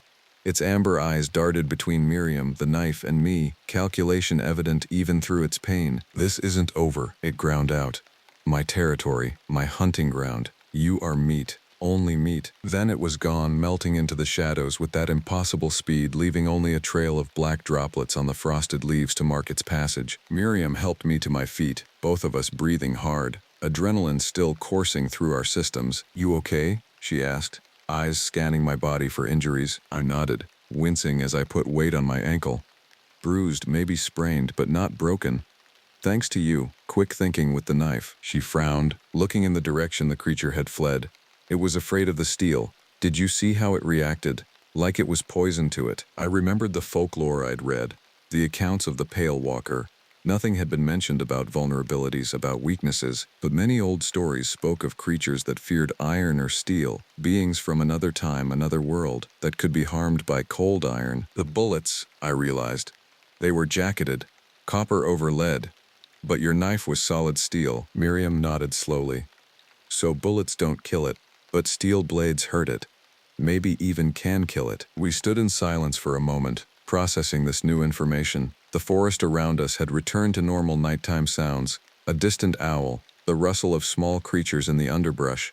The unnatural silence that accompanied the creature had lifted with its departure. "It's gone for now," I said finally. "But it'll be back. And it's injured." "Injured animals are the most dangerous," Miriam agreed. "Especially predators." We gathered our scattered equipment, retrieved our rifles, and approached our camp cautiously. The tent had been shredded, our supplies scattered, but most disturbing were the marks left on our sleeping bags. Long, parallel tears that could only have been made by those two long fingers. A message left for us to find. We wouldn't be spending the night here, not with the creature injured and angry, hunting us as deliberately as we had hunted it. "We need to regroup," Miriam said, salvaging what supplies she could from the ruined camp. "Come back better prepared." I nodded, though doubt gnawed at me. "It knows these woods better than we ever will. It's been here for who knows how long. Centuries, maybe." Miriam straightened, her expression hardening. "I don't care if it's been here since the dinosaurs. It's killing people in my forest. That ends, one way or another." Her determination steadied me. We had come here to hunt the creature, to end the killings. We had found a weakness. Steel hurt it when bullets couldn't. We had a chance, a slim one perhaps, but a chance nonetheless. "We come back tomorrow," I agreed. "With steel, lots of it." We made our way back to the trailhead in the full darkness of night, moving quickly but cautiously, knives ready. The creature didn't reappear, though more than once I felt those amber eyes watching from the shadows, felt that familiar sensation of being hunted. But now, for the first time since that terrible day in September, I felt something else alongside the fear: hope. The Pale Walker could be hurt, and what could be hurt could be killed. Dawn broke cold and clear over Daniel Boone National Forest. Miriam and I stood at the trailhead, better armed than before. Alongside our rifles, we now carried machetes, steel hunting knives, even a small steel hatchet. If steel hurt the creature, we would bring as much of it as we could carry. "You sure about this?" Miriam asked, not for the first time. "We could call in backup. State police, maybe federal wildlife services." I shook my head. "And tell them what? That we're hunting a centuries-old creature that talks and can't be killed with bullets? They'd have us committed." She couldn't argue with that. We had tried to explain what we'd found in these woods after the first attacks. No one had believed us then. They wouldn't believe us now. "Besides," I added, "it's personal now." I didn't need to elaborate. Pete's death, the campers, the runner, all had been terrible. But the creature had deliberately hunted us last night, had left those messages on our sleeping bags, had made this into a direct challenge. Miriam nodded, understanding. "Let's finish this then." We set off down the trail, moving differently than we had the day before. No more stealth, no more observation from blinds. Today we would track the creature directly, follow the trail of black fluid it had left when fleeing. We would find its lair, its resting place, and we would end it. The morning air was sharp with frost, our breath forming clouds that hung briefly before dissipating. The forest seemed peaceful, normal. Birds calling, squirrels chattering as they darted along branches overhead. No sign of that unnatural silence that heralded the creature's presence. We reached our ruined camp from the night before. The tent still stood in tatters, our supplies still scattered. And there, leading away into the forest, a trail of black droplets on fallen leaves. The creature's blood, or whatever passed for blood in its inhuman body. "Fresh," Miriam noted, kneeling to examine one of the droplets. "Not frozen despite the temperature, still tacky." That suggested the creature had returned here after we left, perhaps hoping to find us still present. The thought sent a chill down my spine that had nothing to do with the November air. We followed the trail, moving carefully but with purpose. The droplets led deeper into the forest, away from the established trails, into areas where the understory grew thick and tangled. More than once we had to use our machetes to clear a path, the steel blades slicing easily through the woody stems of rhododendron and mountain laurel. The sun climbed higher, but little warmth reached us beneath the canopy. The forest remained eerily quiet, not with that unnatural silence that accompanied the creature, but with the normal hush of a woodland in late autumn. Most animals had either migrated or begun to hibernate. Those that remained moved cautiously, conserving energy for the long winter ahead. The trail of black droplets continued, sometimes sparse, sometimes more abundant where the creature had apparently paused or slowed. It led steadily downward, toward Peenwood Creek, then followed the streambed for nearly half a mile before veering off toward a steep, rocky hillside. "Where's it going?" Miriam wondered aloud, voice hushed despite the apparent absence of the creature. I studied the terrain ahead. The hillside was almost a cliff in places, sheer rock faces broken by narrow ledges where stunted pines and mountain ash clung tenaciously. It didn't look like promising territory for any kind of animal, much less a predator the size of the Pale Walker. But the trail led onward, up a narrow, almost invisible path that switched back up the hillside. We followed cautiously, the footing treacherous on loose shale and patches of frost that hadn't melted in the weak November sun. About halfway up the slope, the path disappeared into what looked at first like a shadow on the rock face. As we drew closer, I realized it was an opening, a narrow fissure in the stone, barely wide enough for a person to slip through sideways. The trail of black droplets led directly into this opening. "A cave?" Miriam whispered, drawing her machete. I nodded, unsheathing my own blade. "Its lair, maybe, where it takes its victims." We stood before the opening, both hesitating. To enter meant to follow the creature into its own domain where it would have every advantage. But we had come too far to turn back now. "I'll go first," I said, clicking on my flashlight. "Stay close." The fissure was even narrower than it had appeared, the rough stone walls scraping against my shoulders as I edged through sideways. The beam of my flashlight revealed a short passage that opened into a larger space beyond. The smell hit me first, that same musty ancient odor I had detected on the creature, but stronger here, mixed with something worse. The metallic tang of blood, the sweeter scent of decay, the smells of death and feeding. I emerged into a cavern perhaps 30 feet across, its ceiling lost in shadows above. Miriam followed close behind, her own flashlight beam joining mine to illuminate our surroundings. What we saw stopped us cold. The floor of the cavern was littered with bones. Human bones, hundreds of them, some yellowed with age, others still bearing scraps of flesh and clothing. Skulls stared emptily from jumbled piles. Rib cages lay broken and scattered. Femurs and other long bones had been split open, the marrow extracted. Against the far wall, arranged with terrible deliberation, were newer remains. The campers, the runner, the most recent victim, all identifiable by scraps of clothing still clinging to yellowing bones. And there, separated slightly from the others, a set of remains still dressed in the tattered remnants of a ranger's uniform. "Pete, my God!" Miriam breathed beside me, her voice barely audible. "How long has it been? Collecting? Generations, by the look of it. Centuries, perhaps." The oldest bones at the edges of the cavern had been worn smooth by time, by the constant drip of water from the ceiling above. The trail of black droplets led across the bone-strewn floor to the back of the cavern, where the rock wall gave way to another, smaller opening. A passage deeper into the hillside. "It's in there," I whispered, gesturing with my machete. "Wounded, waiting." Miriam nodded, her face grim in the harsh light of our flashlights. "Let's finish this." We picked our way carefully across the floor, the bones shifting and settling beneath our boots with dry, whispering sounds. The smaller passage beyond was low-ceilinged, forcing us to stoop as we followed the continuing trail of black fluid. The passage wound deeper into the hillside, the air growing damper, the walls slick with moisture. Our flashlight beams reflected off wet stone, creating shifting patterns of light and shadow that played tricks on the eyes. More than once, I thought I saw movement ahead, only to find nothing when we reached the spot. After what felt like an eternity but was probably only minutes, the passage widened again, opening into another cavern. This one was smaller than the first, but with a higher ceiling. Water trickled down one wall, collecting in a small pool in the center before disappearing into a crevice in the floor. And there, huddled against the far wall, was the creature, the pale walker. It sat with its knees drawn up to its chest, one hand still cradling its injured wrist where Miriam's knife had struck. Miriam's knife was gone, removed at some point during the night, but the wound still oozed black fluid. Its amber eyes gleamed in the light of our flashlights, watching us with that same terrible intelligence I had seen the day before. "You followed," it said, its grinding voice echoing in the confined space. "Into my home, my sanctuary. This ends now," I replied, stepping forward, machete raised. "No more killing, no more hunting." The creature's mouth stretched in that awful smile. "All things hunt, all things kill. You hunt deer, fish, birds. I hunt you.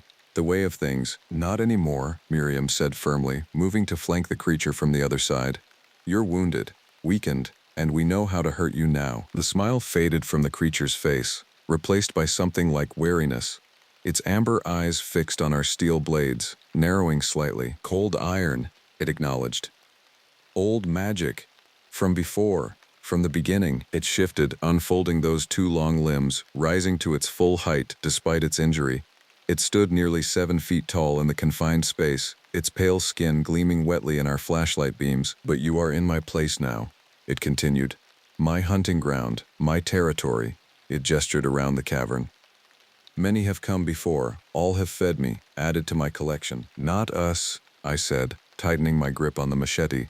"This ends today, one way or another." The creature studied me for a long moment, head tilting in that unsettling, bird-like manner. "Perhaps," it conceded, "but not easily, not without cost." Then it moved, faster than thought, not toward us but upward, its long fingers finding invisible holds in the cavern ceiling. It scuttled across the stone like some monstrous spider, positioning itself directly above us before we could react. "Look out!" Miriam shouted as it dropped. I dove sideways, narrowly avoiding those grasping hands. Miriam wasn't as fortunate. The creature landed on her, bearing her to the ground with its weight. Her machete went skittering across the cavern floor, lost in the shadows. I didn't hesitate. I charged, swinging my own blade with all the strength I could muster.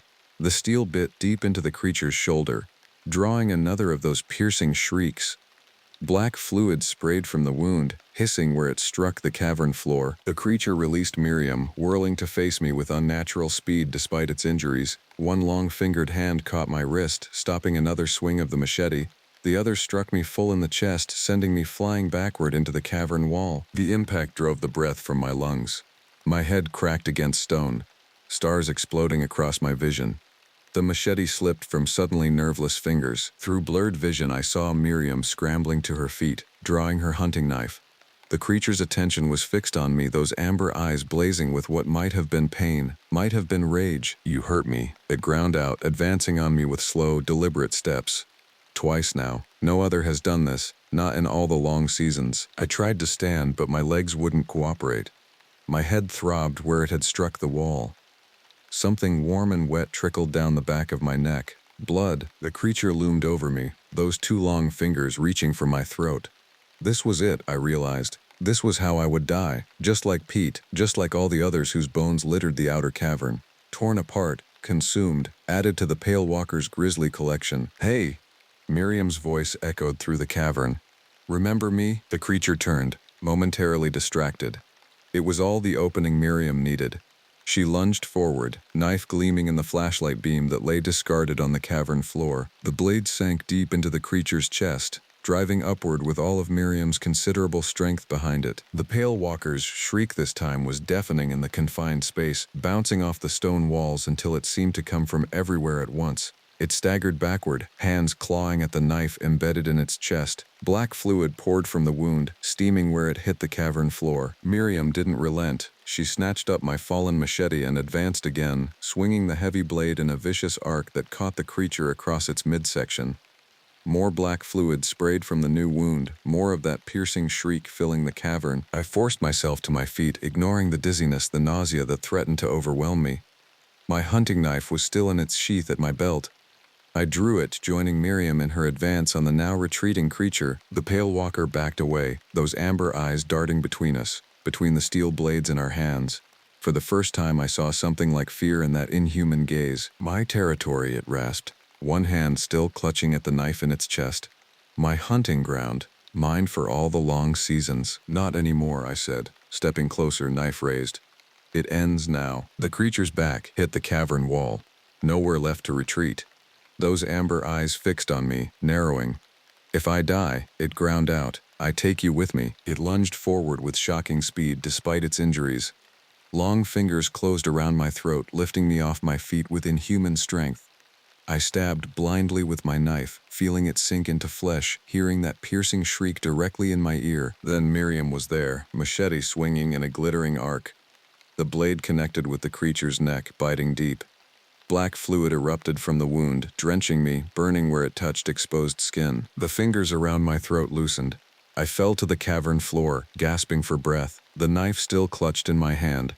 The creature staggered sideways, one hand rising to the terrible wound in its neck, the other still trying to remove the hunting knife from its chest. Miriam didn't give it time to recover. She swung the machete again and again, each blow driving the creature further back until it stood at the edge of the small pool in the center of the cavern. One final swing. The machete connected with the side of the creature's head. A sound like cracking ice filled the cavern. The Pale Walker toppled backward, landing with a splash in the shallow pool. It lay there, black fluid spreading through the water like ink, those amber eyes still fixed on us. Its chest heaved once, twice. Then it spoke. Its grinding voice reduced to a whisper. "Long seasons," it said. "So many long seasons. Hunting, feeding, now, ending." A shudder ran through its pale form. Those amber eyes dimmed, the light behind them fading like a sunset. One more rattling breath escaped its too wide mouth. Then stillness. Miriam and I stood motionless, watching, waiting for it to move again. It didn't. The Pale Walker was dead. Slowly, painfully, I became aware of my own injuries. My head throbbed where it had struck the wall. My throat burned where those long fingers had closed around it. My skin stung where the creature's black fluid had touched it. Miriam looked little better. A deep gash ran across her forehead, blood trickling into her left eye. Her right arm hung awkwardly at her side, possibly dislocated, but she was alive. We both were. "Is it really dead?" she asked after a long moment. Voice raspy with exhaustion. I approached the pool cautiously, knife still ready. The creature hadn't moved. Those amber eyes stared sightlessly at the cavern ceiling. The black fluid had stopped flowing from its numerous wounds, congealing in the cold water of the pool. "I think so," I replied, Really dead this time. We stood there for what felt like hours but was probably only minutes, watching the creature's body, waiting for any sign of movement, of life. There was none. We should make sure, Miriam said finally. Burn it, maybe? Or, she trailed off, looking around the cavern. I understood her hesitation. The thought of touching the creature, even in death, was repulsive. But she was right. We needed to be certain it wouldn't return, wouldn't heal from even these grievous wounds. Before we could decide on a course of action, a soft sound reached us, the trickle of water, growing louder. The small pool around the creature's body was rising, water bubbling up from the crevice in the floor with increasing force. Flash flood, Miriam realized, backing away. The rain last week. It must have taken time for the water to work its way through the hillside. The water was rising rapidly now, already covering the creature's body completely. The cavern floor sloped slightly toward the passage we had entered through.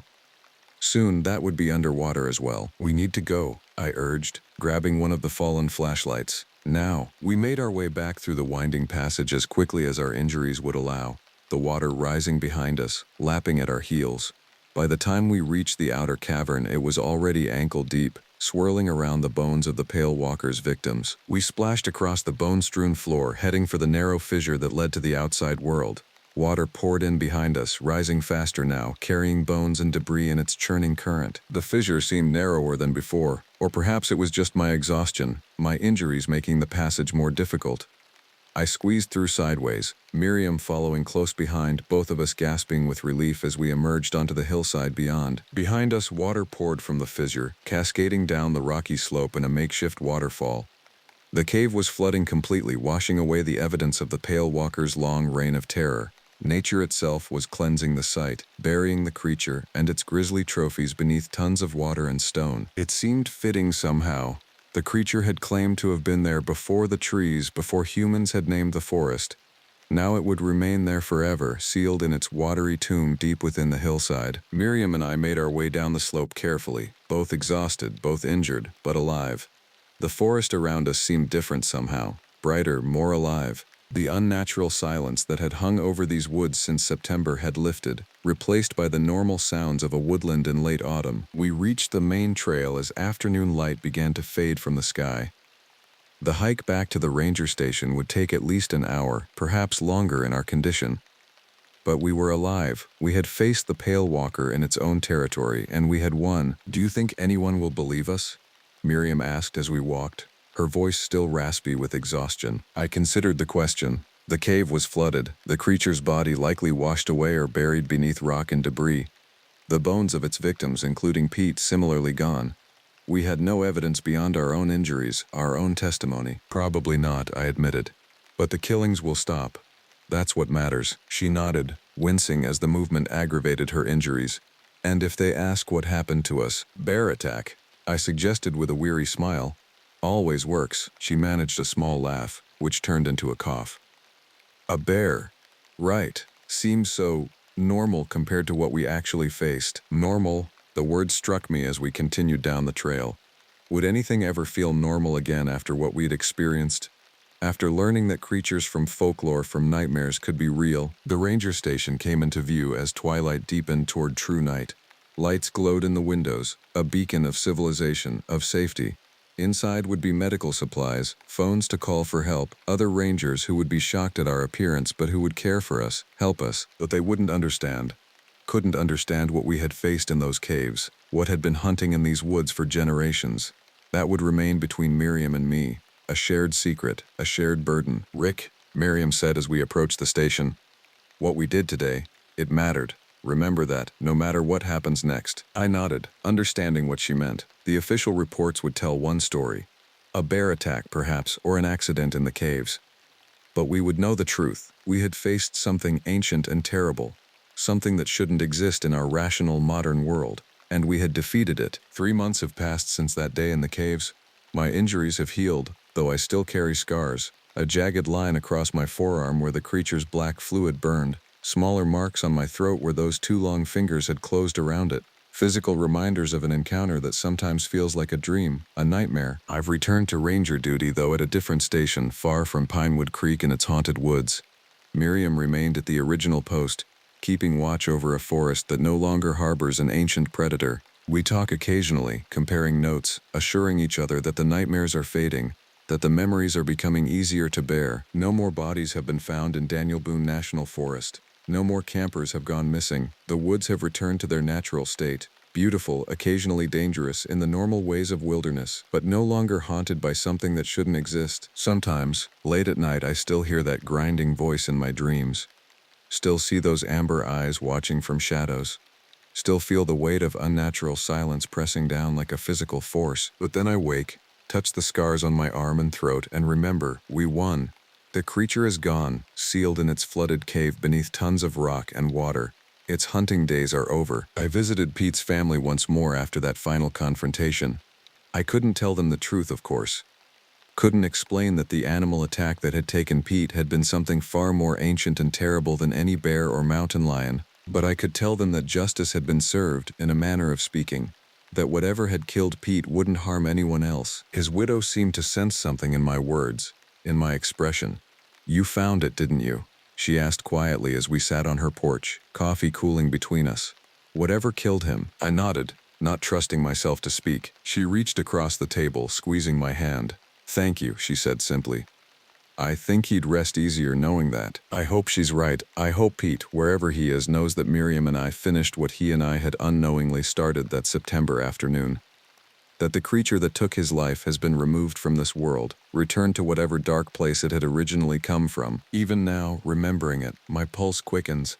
Nothing else has ever made me question my understanding of the natural world like that silent, pale predator. The official explanation: a deranged individual living in the woods, perhaps suffering from a rare skin condition, who died in a flash flood while hiding in a cave, satisfies the authorities.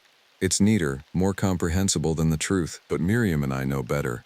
We know what lurked in those woods for generations, perhaps centuries. We know what it was capable of, the intelligence behind those amber eyes, the strength in those two long fingers. We know how it hunted, how it killed, how it collected its grisly trophies in that bone-strewn cavern. And we know, with a certainty that transcends rational thought, that it was not human, not animal either, at least not in any conventional sense. Something else entirely, something older. "I was here before the trees," it had said. Before humans had named the forest, before we had claimed it as our own. A creature from an earlier age, surviving into our modern world like some terrible living fossil. And if one such creature could exist, hidden in the forests of Kentucky, what else might be out there? What other legends, other folklore might have roots in reality? I try not to dwell on such questions. They lead down paths I'm not eager to explore, to possibilities that make the world seem darker, more dangerous than I want to believe it is. Better to focus on the present, on the tangible, on the woods and mountains I patrol in my new post. But sometimes, when I'm alone on a trail at dusk, when shadows lengthen and the forest falls quiet around me, I find myself listening for that unnatural silence that heralded the pale walker's presence, watching for amber eyes gleaming from darkness, remembering. Last week, I received a package from Miriam. Inside was a steel hunting knife, similar to the one she had driven into the creature's chest in that final confrontation. A note accompanied it, just in case. Some things are worth being prepared for. I keep the knife with me now, a constant companion on my patrols. Not because I expect to encounter another pale walker. I believe, I hope, that it was unique, a solitary anomaly in an otherwise rational world, but because it reminds me of what Miriam and I accomplished, of the darkness we faced and defeated, and perhaps, if I'm honest with myself, because deep down I know that the world is stranger, older, and more dangerous than most people realize. That sometimes the legends are true. That sometimes what waits in the darkness is real. The knife is a comfort, steel against the unknown, a talisman against nightmare. Sometimes, late at night, I wonder if the creature was truly the last of its kind. If somewhere, in some other forest, another pale walker hunts, another ancient predator watches from shadows, amber eyes gleaming, waiting for unwary hikers to venture too deep into its territory. I pray not. I pray that what Miriam and I faced and defeated was unique, a singular horror that will never be repeated, but I keep the knife close just in case. Some lessons once learned are impossible to forget, and though I've returned to ranger duty, though I walk the forest daily without incident, I still catch myself expecting that pale figure to step around a tree whenever I'm alone at dusk. That question stays with me, I doubt I'll ever stop looking over my shoulder in any forest I step into, no matter how safe it's supposed to be, because I know now what can hide in plain sight, what can exist alongside our modern world without being part of it, what can hunt and kill for generations without being caught or identified. I know, and I can never unknow. That is both my burden and my strength. As I write these words, autumn is giving way to winter once more. Soon snow will blanket the forests, covering the secrets that lie beneath. The streams will freeze, the animals will hibernate, and a hush will fall over the woods. A natural silence, not the oppressive quiet that accompanied the pale walker. This will be my first winter since that terrible September day when Pete and I found the torn bodies of two campers beside Pinewood Creek. My first winter knowing what I now know about the darkness that can lurk in familiar places. I face it changed, scarred, but stronger for having survived. For having fought back against something ancient and terrible. For having looked into those amber eyes and lived to tell the tale. Miriam calls occasionally, checking in. We don't speak directly of what happened in those caves, not over the phone. But in her voice I hear the same resolve that I feel, the same determination to protect the forests we love, to ensure that people can enjoy them safely without fear of what might be watching from the shadows. We are guardians now in a more profound sense than before, not just of the wilderness and those who visit it, but of a secret, a truth about our world that few would believe or understand. It is a heavy responsibility, but one we bear willingly, because we survived, because we won, because the pale walker is gone and the forests are safer for its absence. I still dream of it sometimes, of pale skin gleaming in fading light, of amber eyes watching with ancient intelligence, of that grinding voice speaking of long seasons and hunting grounds. But the dreams no longer wake me in cold sweat. They are memories now, not nightmares, reminders of a battle fought and won. As winter deepens, I find myself looking forward to spring, to new growth, new beginnings, to forests filled with life and sound, unmarred by unnatural silence, to trails walked without the sensation of being hunted, without the weight of unseen eyes tracking every movement. Perhaps in time even the scars will fade, both the physical ones on my arm and throat, and the deeper ones that no one else can see. Perhaps eventually I'll walk the forests at dusk without looking over my shoulder, without expecting pale fingers to reach from shadows. But for now, I remain vigilant. I keep the knife close. I remember, and I listen, always, for that telling silence. For the hush that falls when something old and hungry moves through the trees, watching and waiting. For the sound of the pale walker's return. It hasn't come. I don't believe it will. Miriam and I made sure of that, in those flooded caves beneath the hillside. But some instincts, once awakened, never fully sleep again. So I patrol my new forests, knife at my belt, eyes alert for movement where no movement should be. I do my job, protecting the wilderness and those who visit it, with a deeper understanding of what that responsibility truly means. And at night, when darkness gathers outside my cabin windows, I take comfort in steel, in knowledge, in survival. The pale walker taught me many things in our brief, terrible encounters, about fear, about courage, about the thin veneer of rationality that covers our understanding of the world. I carry those lessons with me always, a burden and a gift. But the most important lesson, the one that sustains me through doubt and lingering fear, is simple. The darkness can be faced, the monster can be defeated, the hunter can become the hunted, and sometimes, against all odds, the prey can win. I am Rick Batista, former ranger of Daniel Boone National Forest, survivor of the Pale Walker's hunting ground. This is my story. Believe it or not as you choose. But if you find yourself alone in the woods at dusk, if the forest falls suddenly, unnaturally silent around you, if you feel the weight of amber eyes watching from shadows, run. Or better yet, arm yourself with steel. And remember, they can be hurt. They can be killed. They are not invincible, no matter how ancient, no matter how terrible. This I know. This I swear. This I carry with me always, alongside the scars and the steel knife that never leaves my side. I never should have agreed to that weekend trip. Looking back, the signs were all there. Mason's strange hesitation when describing his family's property.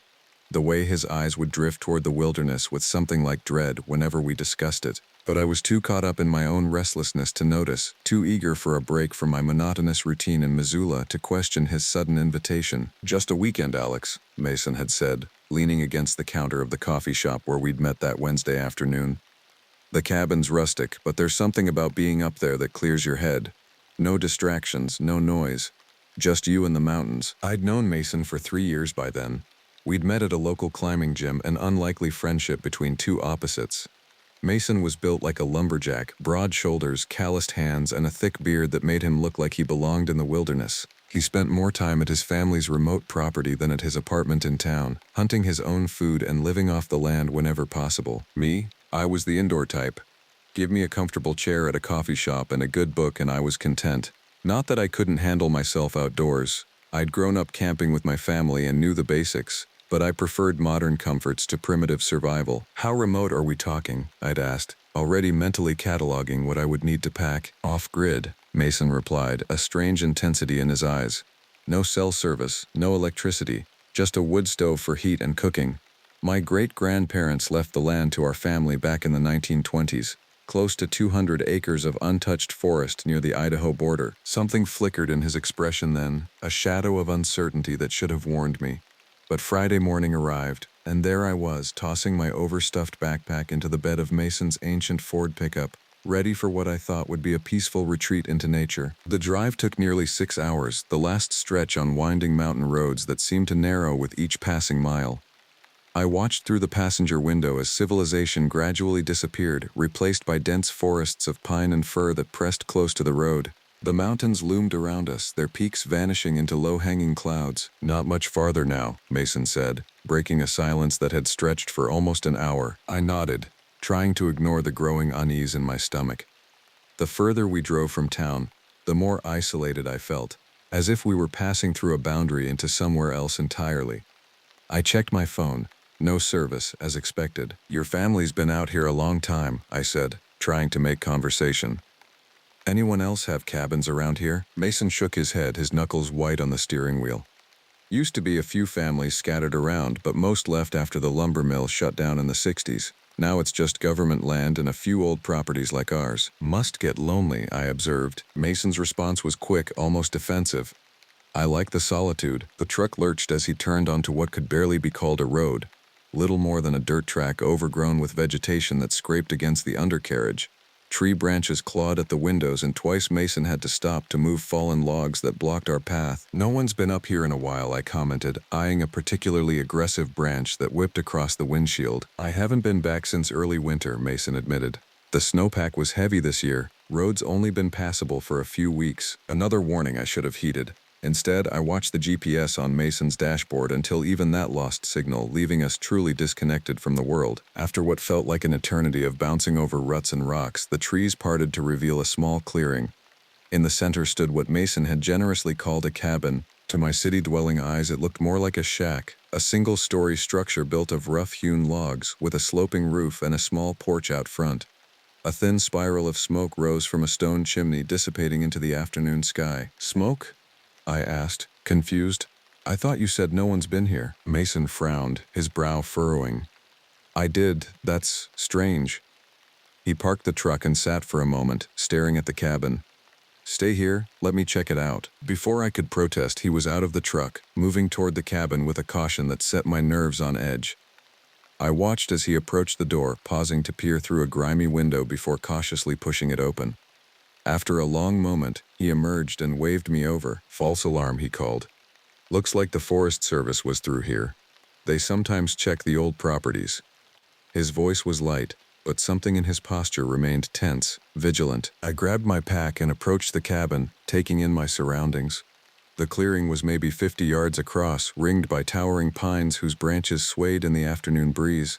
Beyond them stretched countless miles of untamed wilderness. A small creek bubbled past about 30 yards from the cabin, its clear water rushing over smooth stones. The interior of the cabin was sparse but clean, a single room with a wood stove dominating one wall, a rough wooden table with 2 chairs, and a narrow bed pushed against the far corner. Shelves lined with canned goods, tools, and old books covered another wall. A trap door in the floor likely led to some kind of root cellar. Home sweet home, Mason said with forced cheer, dropping his gear on the table. I'll get the stove going. Nights get cold up here even in summer. As he busied himself with the fire, I unpacked my sleeping bag and claimed a spot on the floor near the stove. The cabin's single window faced west, offering a view of the setting sun as it slipped behind the mountains. The light was already fading, casting long shadows across the clearing. "We should get some wood chopped before dark," Mason suggested, already heading for the door. "There's plenty of fallen timber we can use." I followed him outside, where he retrieved an axe from a small shed behind the cabin. The tool was well worn but sharp, its handle smooth from years of use. Mason handed me a second, smaller axe and led me to a pile of logs stacked against the shed. "Ever chopped wood before?" he asked, positioning a log on a large stump that served as a cutting block. "Not really," I admitted. "It's all in the follow-through," he explained, demonstrating with a powerful swing that split the log cleanly in two. "Let gravity do most of the work." I mimicked his stance, raising the axe above my head and bringing it down with as much force as I could muster. The blade bit into the wood but stopped halfway through. With a grunt, I yanked it free and tried again, eventually managing to split the log. We worked side by side as the light dimmed, the rhythmic thud of our axes filling the clearing. I found myself enjoying the physical labor, the simple satisfaction of transforming logs into usable firewood. By the time we had a decent pile, my muscles ached pleasantly, and sweat dampened my shirt despite the cooling air. "That should get us through the night," Mason said, wiping his brow. "Let's head in." As we gathered our tools, a sound froze me in place. A long, low howl echoing through the trees. It was unlike anything I'd ever heard, not quite wolf, not quite human. A sound that made the hair on my arms stand on end. "What was that?" I asked, my voice barely above a whisper. Mason's face had gone pale, his eyes scanning the tree line with unmistakable fear. "Just the wind through the canyon," he said, but his voice lacked conviction. "Plays tricks on you out here." The howl came again, closer this time, and Mason grabbed my arm. "Inside, now." We hurried into the cabin, arms full of firewood. Mason closed and latched the door behind us, then dragged a heavy chair in front of it. The casual wilderness enthusiast I knew had vanished, replaced by someone who moved with urgent purpose, checking the window and securing the shutters. "Mason," I said, trying to keep my voice steady. "What's going on? What was that sound?" He shook his head, busying himself with building up the fire. "Nothing to worry about. Probably just a wolf." "That wasn't a wolf," I insisted, remembering the unnatural quality of the howl. "And you know it." Mason sighed, shoulders slumping as he sat heavily on one of the chairs. "You're right," he admitted. "It wasn't a wolf, at least not entirely." "What does that mean?" I demanded, my unease growing. "It's just..." He hesitated. "There are stories about these mountains, old stories my grandfather used to tell, about things that live in the deep woods, things that hunt at night." "Things?" I repeated incredulously. "What kinds of things?" But Mason just shook his head again, rising to stir a pot of stew he'd placed on the stove. "Just stories. Probably nothing. Let's eat, and I'll tell you about them after dinner." We ate in silence, the stew surprisingly good despite its simple ingredients. Outside, darkness had fully claimed the forest, and the wind had picked up, rattling the shutters. I tried to convince myself that the howl had been just what Mason initially claimed, a trick of the wind, but a deep sense of wrongness had settled over me, a feeling that we were being watched. After dinner, Mason retrieved a bottle of whiskey from his pack and poured us each a generous measure. "Liquid courage," he said with a weak smile, raising his cup in a toast. I took a sip, the alcohol burning pleasantly down my throat. "So, these stories," I prompted. "What exactly are we dealing with here?" Mason stared into the flames of the wood stove, his face half in shadow. "My grandfather called them skin teeths," he said softly. "Not wolves, not men, but something in between, something ancient and hungry." "Like werewolves?"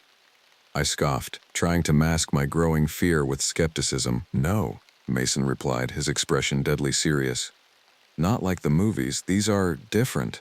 Older. They don't transform with the moon or any of that nonsense. They're always what they are, and what they are is..." He trailed off, taking another drink. "Is what?" I pressed. "Apex predators," he finished. "The best hunters these mountains have ever seen." Another howl split the night, this one so close it seemed to come from just beyond the cabin walls. We both jumped, and Mason moved to the window, peering through a crack in the shutters. "See anything?" I asked, my heart pounding. "No," he whispered. "But that doesn't mean it's not out there." I drained my whiskey in one gulp, wincing at the burn. "Why did you bring me here if you knew these things were real?" Mason turned to me, guilt written across his features. "I didn't. Not really. I thought they were just stories, legends to scare children away from wandering too far from home. I haven't heard one in years." I thought maybe they'd moved on, or died out, or, hell, I don't know. I thought they weren't real. As if in answer to his doubt, something scraped against the outer wall of the cabin, the unmistakable sound of claws on wood. Mason's eyes widened and he backed away from the window, nearly tripping over his chair. "It's here," he whispered, reaching for the rifle that hung above the fireplace. The scratching continued, moving slowly around the perimeter of the cabin. Mason checked the rifle's chamber, loaded it, and positioned himself against the wall next to the window. His hands were shaking, but his jaw was set in grim determination. "Is that going to stop it?" I asked, nodding toward the weapon. "Maybe," he replied, "if I hit it right. Head or heart, nothing else will even slow it down." The creature circled the cabin twice more, its movements deliberate and eerily patient. Each scratch of its claws sent shivers down my spine. Then, abruptly, the sound stopped. The silence that followed was somehow worse, a tense, waiting quiet that pressed against my ears. "What's it doing?" I whispered after several minutes had passed. Mason shook his head. "I don't know. Could be it's lost interest, but..." He didn't finish the thought, and he didn't need to. Whatever was out there hadn't given up.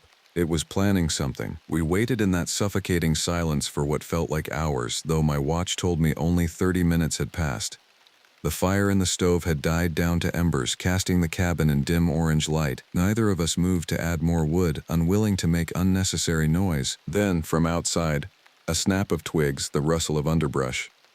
Something was moving in the clearing, approaching the front of the cabin. Mason tensed, raising the rifle to his shoulder. "Stay back," he hissed, eyes fixed on the door. I pressed myself against the far wall, as if those few extra feet might make a difference if the thing broke in. My breath came in short, shallow gasps, and my heart thundered so loudly I was certain the creature could hear it. A heavy thud against the door made us both jump.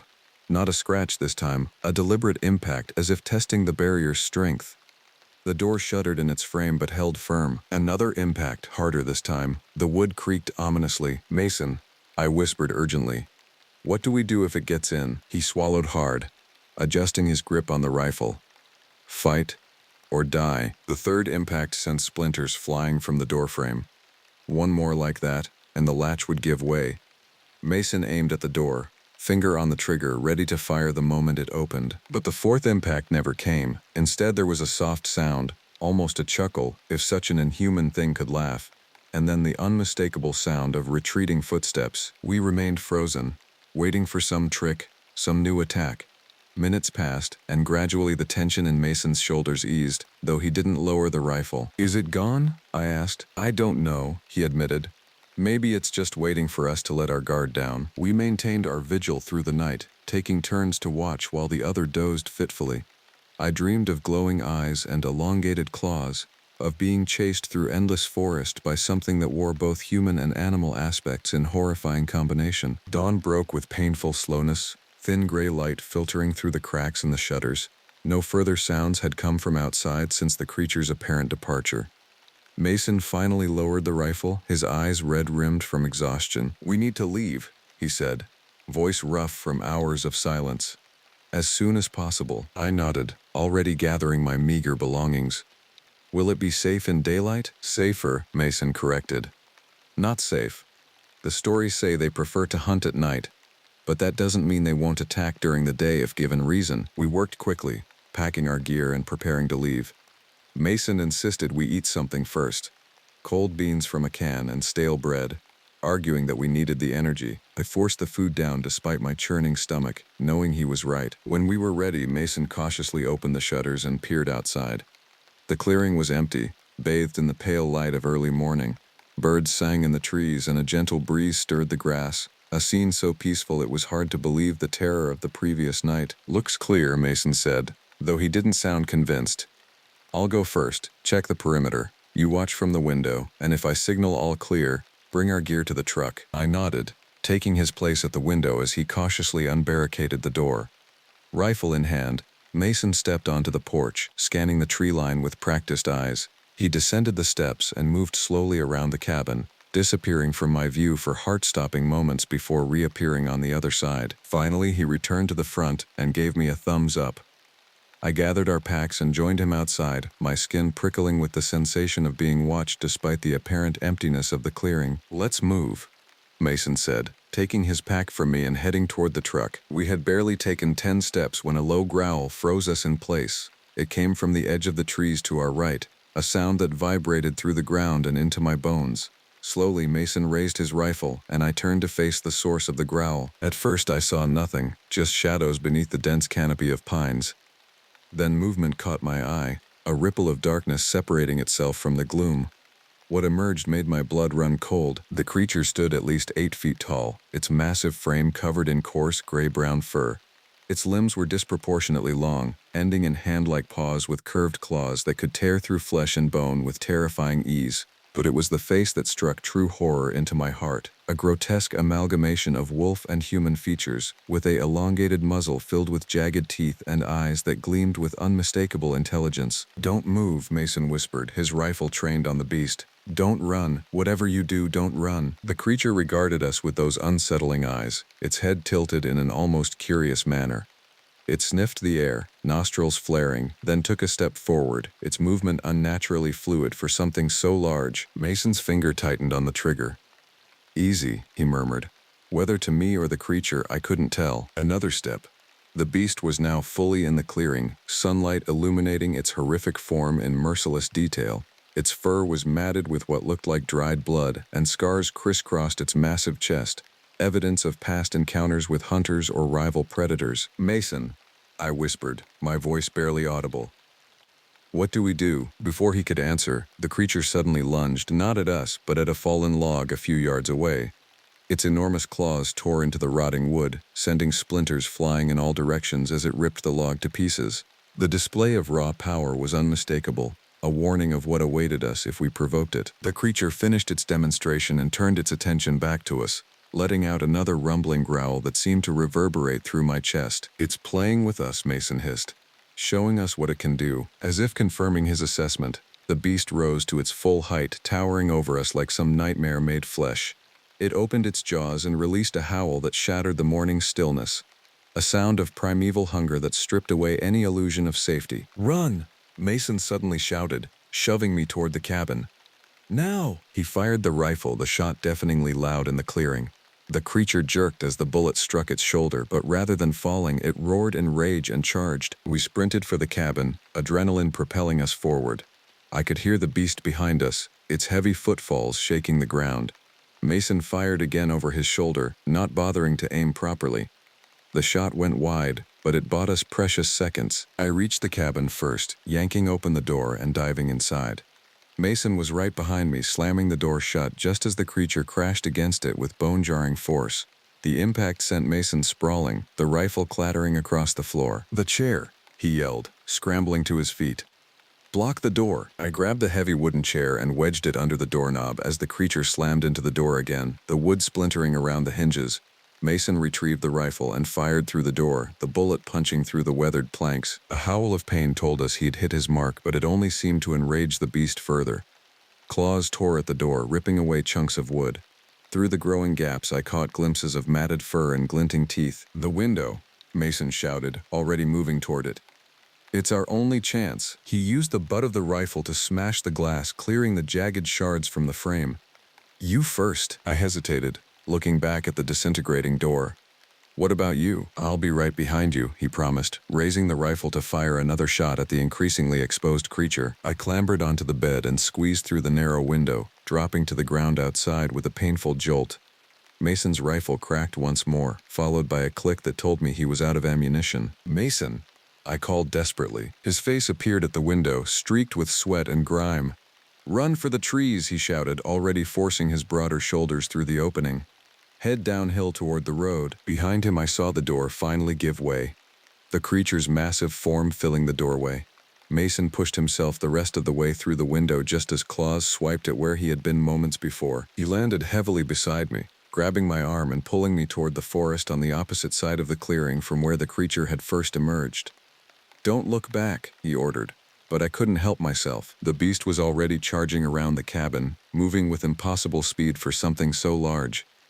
Its eyes locked on us, and I saw in them a hunger that transcended mere predatory instinct, a malevolent intelligence that understood the game it was playing. We plunged into the trees, branches whipping at our faces as we ran blindly downhill. The forest floor was treacherous, covered in loose rocks and fallen branches that threatened to send us tumbling with each step. Behind us, the creature crashed through the undergrowth, gaining ground with every stride. "Split up!" Mason gasped. "It can't follow both of us." "No," I protested, but he was already veering to the right. "Meet at the road," he called over his shoulder. "Keep going downhill." I hesitated for a crucial second before continuing straight ahead, my lungs burning with each desperate breath. Behind me, I heard the creature's pursuit change direction, following Mason rather than me. A wave of guilt washed over me, but I kept running, driven by primal fear and Mason's urgent command. The slope grew steeper, and I half ran, half slid down the hillside, grabbing at saplings to control my descent. The sounds of pursuit faded, replaced by the pounding of my heart and the rasp of my breathing. Still, I didn't slow, propelled by terror and the certainty that the creature could reappear at any moment. I don't know how long I ran. Time became meaningless, measured only in gasping breaths and burning muscles. Eventually the trees began to thin, and I glimpsed what looked like a dirt road through the foliage ahead. With renewed energy, I sprinted the final distance, breaking from the forest onto the narrow track that we had driven up yesterday. I collapsed to my knees, chest heaving, searching the woods behind me for any sign of pursuit. Nothing moved in the shadows beneath the trees, no sound except the normal chorus of forest birds and the wind in the branches. "Mason?" I called, my voice echoing feebly in the vast wilderness. "Mason," only silence answered. I pushed myself to my feet, looking up and down the road. According to Mason, this track eventually connected with the main Forest Service road about 5 miles downhill. From there, it was another 10 miles to the highway. 15 miles of walking, if I was lucky. I started walking, constantly glancing over my shoulder, straining to hear any sound that might warn of the creature's approach. The morning wore on, the sun climbing higher, bringing with it the heat of the day. My mouth grew dry, my muscles protesting every step. I had covered perhaps 2 miles when I heard it, the crunching of gravel behind me. I whirled around, expecting to see 8 feet of murderous fur and claws. Instead, I saw Mason, limping down the road, his face streaked with blood from a gash on his forehead. "Mason!" I cried, running back to him. "You're alive!" He managed a weak smile. "Barely. That thing nearly had me." He lifted his torn shirt to reveal deep claw marks across his ribs. The wounds weren't bleeding much, but they looked painful. "Lost it by crossing the creek downstream. Water might have confused my scent." "We need to get you to a doctor," I said, supporting him as we continued down the road. "First, we need to get off this mountain," he replied grimly. "That thing will be looking for us." We walked in silence for a time, both too exhausted for conversation. The dirt track eventually widened and showed signs of more regular use. Tire tracks, cleared drainage ditches. We were approaching the main Forest Service road. "Almost there," Mason encouraged, though his face was pale from blood loss and exertion. As we rounded a bend, a welcome sight greeted us. A Forest Service truck parked at the intersection of our track and the wider gravel road. A ranger was checking something on a map spread across the hood. "Hey!" I shouted, waving frantically. "Help! We need help!" The ranger looked up, startled, then quickly folded the map and hurried toward us. "What happened?" he asked, taking in Mason's injuries and our disheveled appearance. "Animal attack," Mason said before I could speak. "Up at my cabin. Some kind of predator." The ranger's expression grew grave. "Let's get you to town. There's been other reports of aggressive wildlife in this area lately." As he helped us into his truck, I caught Mason's eye. His look was clear. "Don't mention what we really saw. Some stories were better left untold to strangers who wouldn't believe them anyway." The ranger, whose name tag identified him as Weston, drove us to the small medical clinic in the nearest town, a place called Miller's Fork that consisted of little more than a general store, a gas station, a diner, and the aforementioned clinic. During the hour-long drive, Weston radioed ahead to alert the clinic of our arrival and questioned us about the attack. Mason stuck to his story. We'd been surprised by a large predator while gathering firewood, possibly a bear or mountain lion. He'd managed to drive it off with a few shots, but not before it had clawed him. Weston seemed satisfied with the explanation, though he mentioned there had been several similar incidents in recent months. 3 hunters attacked since winter, he informed us, his eyes fixed on the winding road. 2 survived. Said it was a bear, but the tracks we found. He shook his head. Game warden's been out twice, couldn't find anything conclusive. I caught Mason's glance in the rearview mirror, a look that confirmed my suspicions. Whatever had attacked us wasn't a one-off encounter. The creatures, skin teeths, as Mason's grandfather had called them, were active in these mountains, and they were growing bolder. At the clinic, a tired-looking doctor cleaned and stitched Mason's wounds while I sat in a plastic chair in the corner, refusing to leave my friend's side despite the nurse's suggestions that I wait outside. "Nasty lacerations," the doctor commented, examining the deep gashes on Mason's ribs. "But you're lucky, a few inches higher, and we'd be having a very different conversation." Mason winced as the doctor began stitching. "How many others have come in with injuries like this?" The doctor's hands paused momentarily before continuing their work. "Enough to be concerning," he admitted. "I've been in these mountains for 20 years. Never seen anything like the wounds I've treated these past few months." "Any fatalities?" I asked, my mouth dry. "Two confirmed," the doctor replied grimly. "A hiker in February, found torn apart about 12 miles from where you boys were. And a local man last month, just outside his home near Red Peak." He shook his head. "Sheriff's department says mountain lion, but mountain lions don't typically, well, do the kind of damage I saw on those bodies." A heavy silence fell over the room, broken only by the snip of surgical scissors as the doctor finished closing Mason's wounds. "You boys have somewhere to stay in town?" he asked, applying a clean bandage. Mason shook his head. "My truck's still up at the cabin, all our gear too. I wouldn't recommend heading back up there, not with these wounds and not with whatever's out there still roaming," the doctor advised. "There's a motel on the edge of town, nothing fancy but it's clean. I suggest you stay there tonight at least." We took his advice, using the last of my cash to pay for a room at the Pinewood Motel, a single-story building with peeling paint and a flickering neon sign.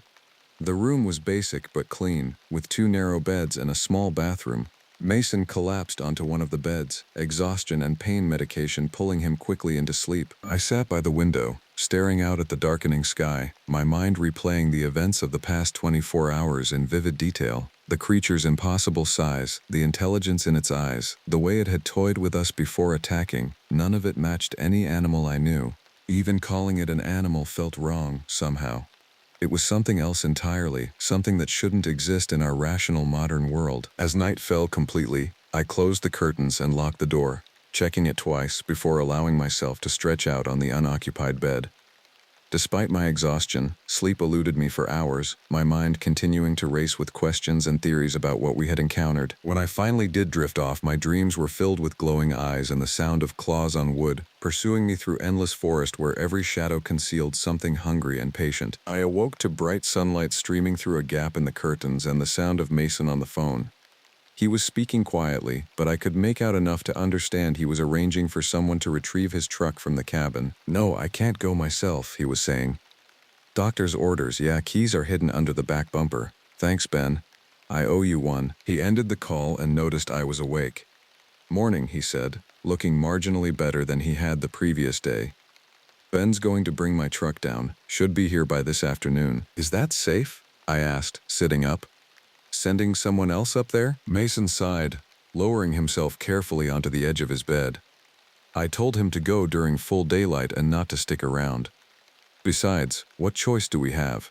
We need transportation, and all our stuff is still there." I couldn't argue with that logic, though I still felt uneasy about involving someone else. "What's our plan once we have the truck?" "I need to report this," Mason said, his expression grim. "Not to the local authorities, they clearly don't know what they're dealing with. But there are people who might. My grandfather wasn't the only one who knew about these things." "Who?" I pressed. "There's a man in Boise," Mason explained. "Native American elder, friend of my grandfather's. If anyone knows more about the skin teeths, it would be him." I considered this. "So we're going to Boise?" Mason nodded. "As soon as Ben gets back with my truck." We spent the morning at the town's only diner, fueling up on strong coffee and greasy breakfast food. Mason was quiet, lost in thought, while I found myself studying every local who entered, wondering if they had their own encounters with the creatures in the woods. After breakfast, we returned to the motel to wait for Ben. The hours dragged by, and I could see Mason growing increasingly anxious as the afternoon wore on with no sign of his friend. "He should have been back by now," Mason muttered, checking his watch for the dozenth time. "It's a 3-hour round trip, Max." Another hour passed. Mason tried calling Ben's phone repeatedly, but each call went straight to voicemail. The sun was beginning its descent toward the western mountains when Mason finally stood up, wincing at the pain in his ribs. "Something's wrong," he declared. We need to find someone with a vehicle. I followed him out to the motel office where the bored-looking clerk barely looked up from her magazine as Mason explained our situation and asked if there was anyone in town who might give us a ride. Tanner might, she said, reaching for the phone on the desk. He does odd jobs, has an old Chevy that still runs. She dialed a number, had a brief conversation, then hung up. He'll be here in 20 minutes. Charges $40 for a ride into the mountains, though. Mason agreed to the price without hesitation, and we waited outside the motel for our ride. The sky had clouded over, the earlier blue replaced by ominous gray that promised rain before nightfall. Tanner arrived driving a battered pickup that had once been blue but was now mostly rust. He was older than I expected, maybe in his 60s, with weathered skin and calloused hands that spoke of a lifetime of hard work. He greeted us with a nod and asked where we needed to go. My family's cabin, Mason told him, providing directions. A friend was supposed to retrieve my truck from there, but he hasn't returned. Something flickered in Tanner's eyes. Recognition, maybe? Or concern? Near Black Pine Ridge? When Mason nodded, Tanner's expression grew guarded. Not many folks go up that way anymore, not since the troubles started. Troubles? I inquired, climbing into the truck's cramped back seat. Tanner put the truck in gear before answering. Animals acting strange, people going missing, usual suspects blamed, bears, wolves, mountain lions. But locals know better. He glanced at us in the rearview mirror. Your friend should have known better too. Mason leaned forward. What do you know about what's up there? The old man was silent for a long moment, guiding the truck out of town and onto the forest road. My grandfather called them Wendigo, he finally said.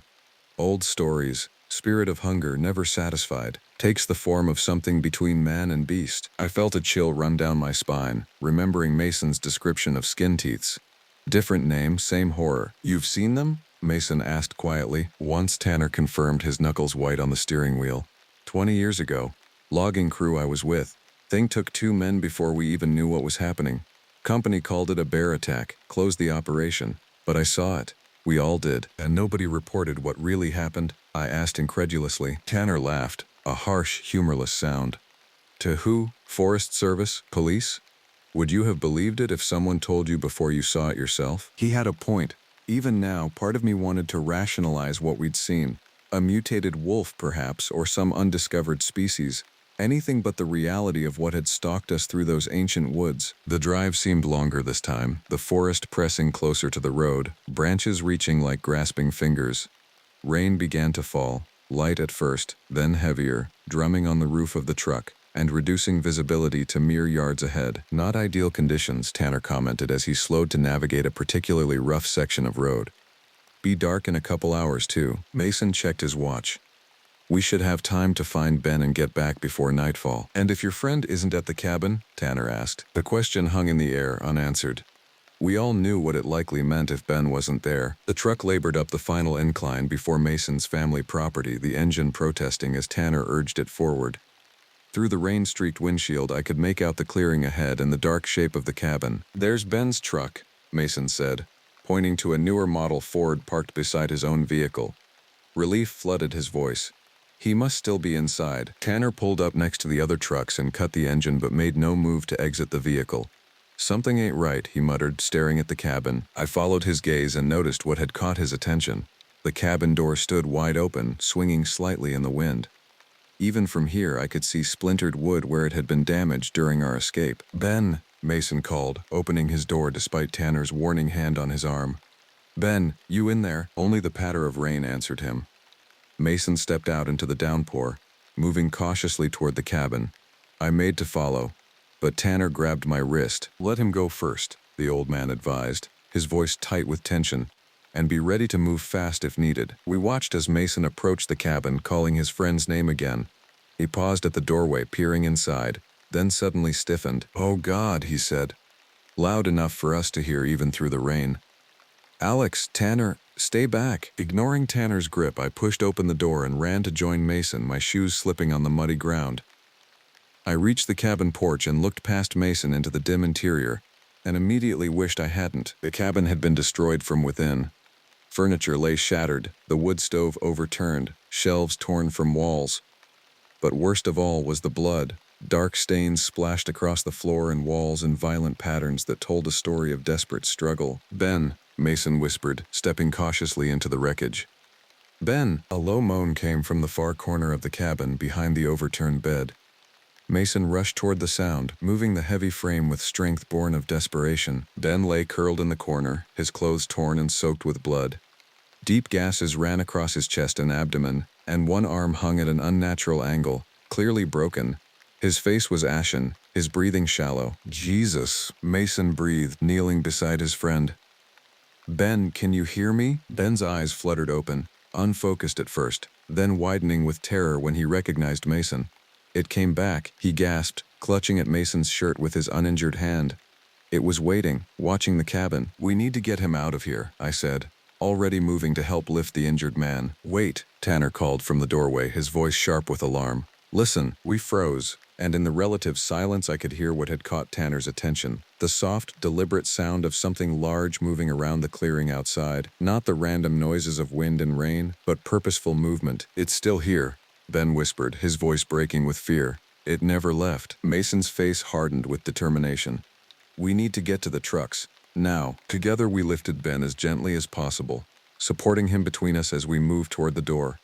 Tanner had retreated to his vehicle and already had the engine running. Hurry, he urged, gesturing frantically. We were halfway across the clearing when a horrific howl split the air, louder even than the pounding rain.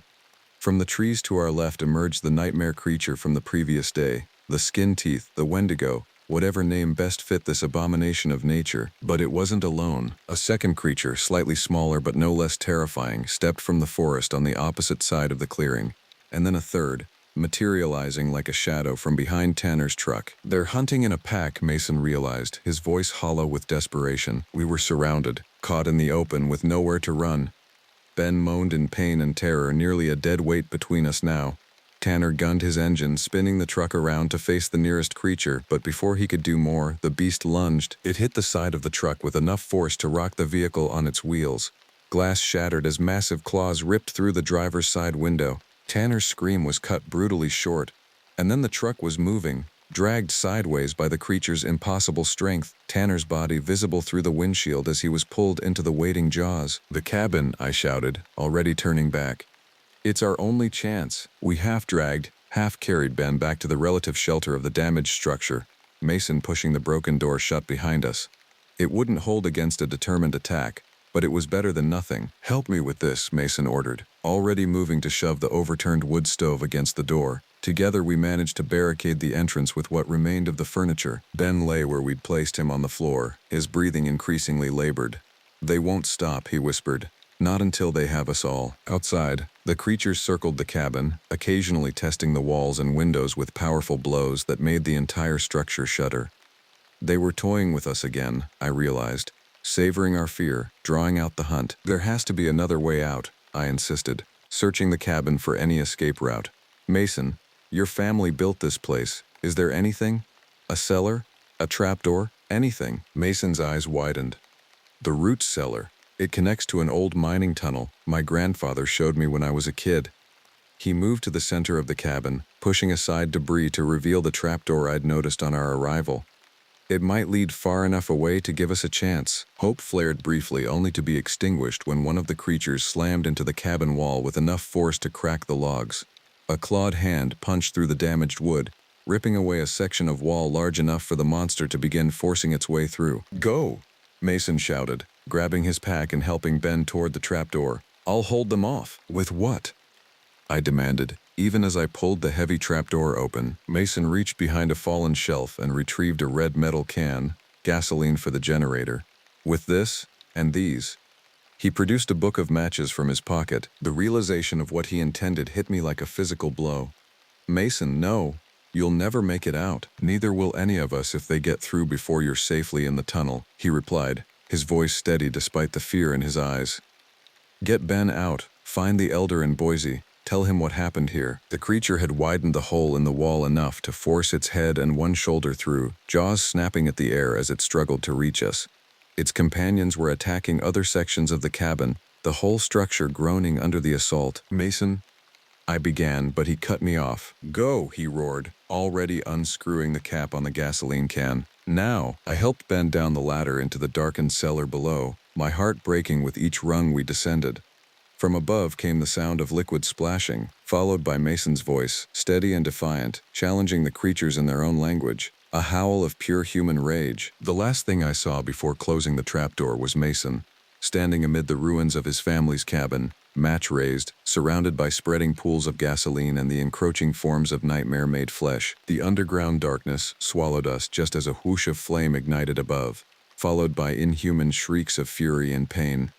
The trapdoor grew hot against my back as I leaned against it, tears streaming down my face for the friend who had sacrificed himself to give us a chance at survival. Ben's labored breathing drew me back to the present crisis.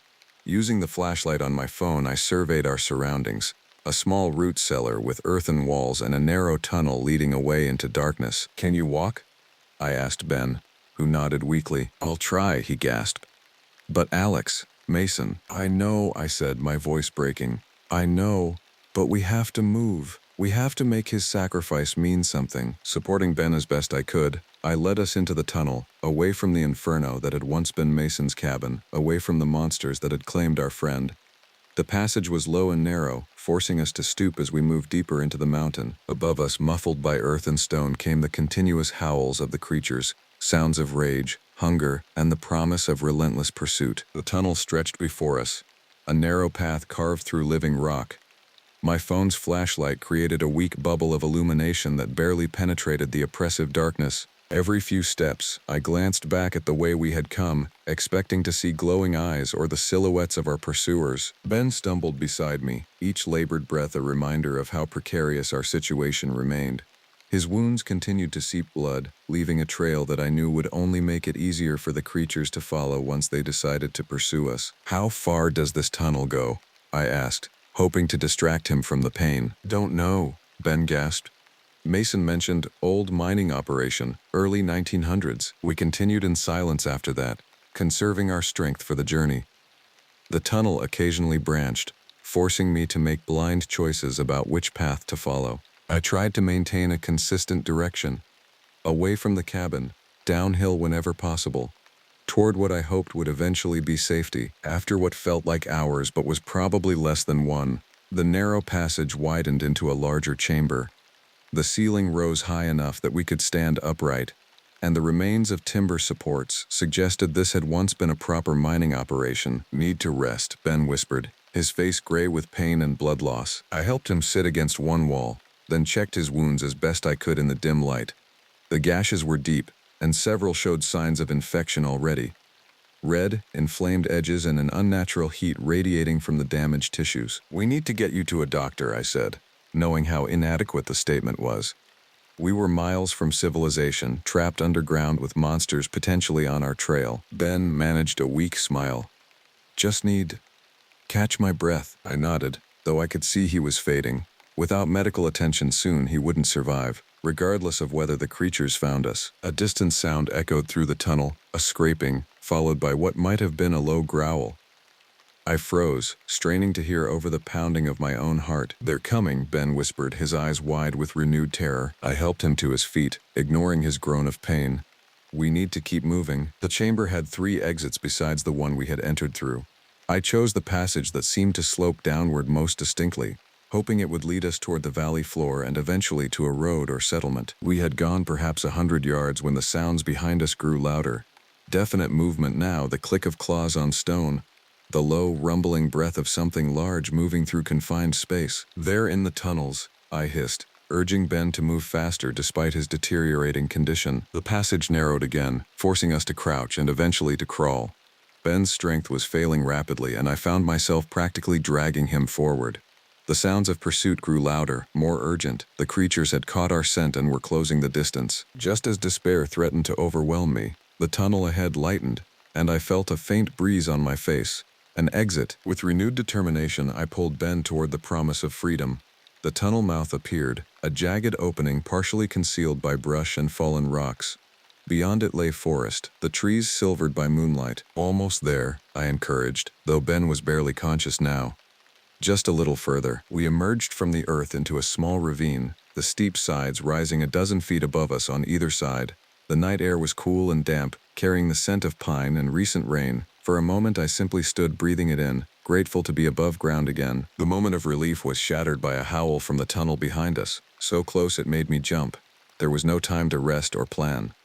I hoisted Ben over my shoulder in a firefighter's carry, staggering under his weight but driven by pure survival instinct. The ravine floor was uneven, strewn with rocks and fallen branches that threatened to trip me with every step.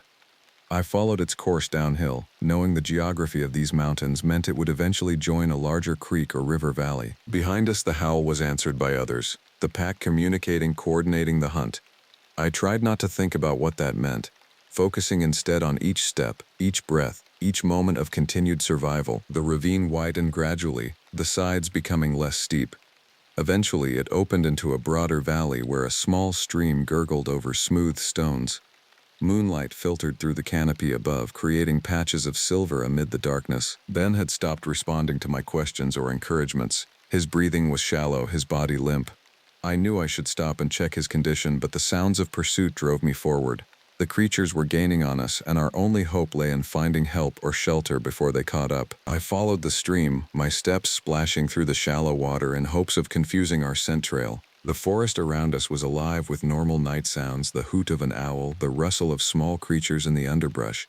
But underneath it all was the more sinister noise of larger beings moving with purpose through the trees. A light appeared through the forest ahead, artificial, steady, the unmistakable glow of human habitation. Hope surged through me, giving my exhausted body new strength. I altered course toward the light, no longer trying to be quiet or cautious. Speed was all that mattered now. The trees thinned, and suddenly I was stumbling into a cleared area. A small cabin stood before me, light spilling from its windows onto a neat front yard. A pickup truck was parked to one side, and smoke rose from the chimney, signs of current occupation. "Help!" I shouted, my voice breaking with desperation.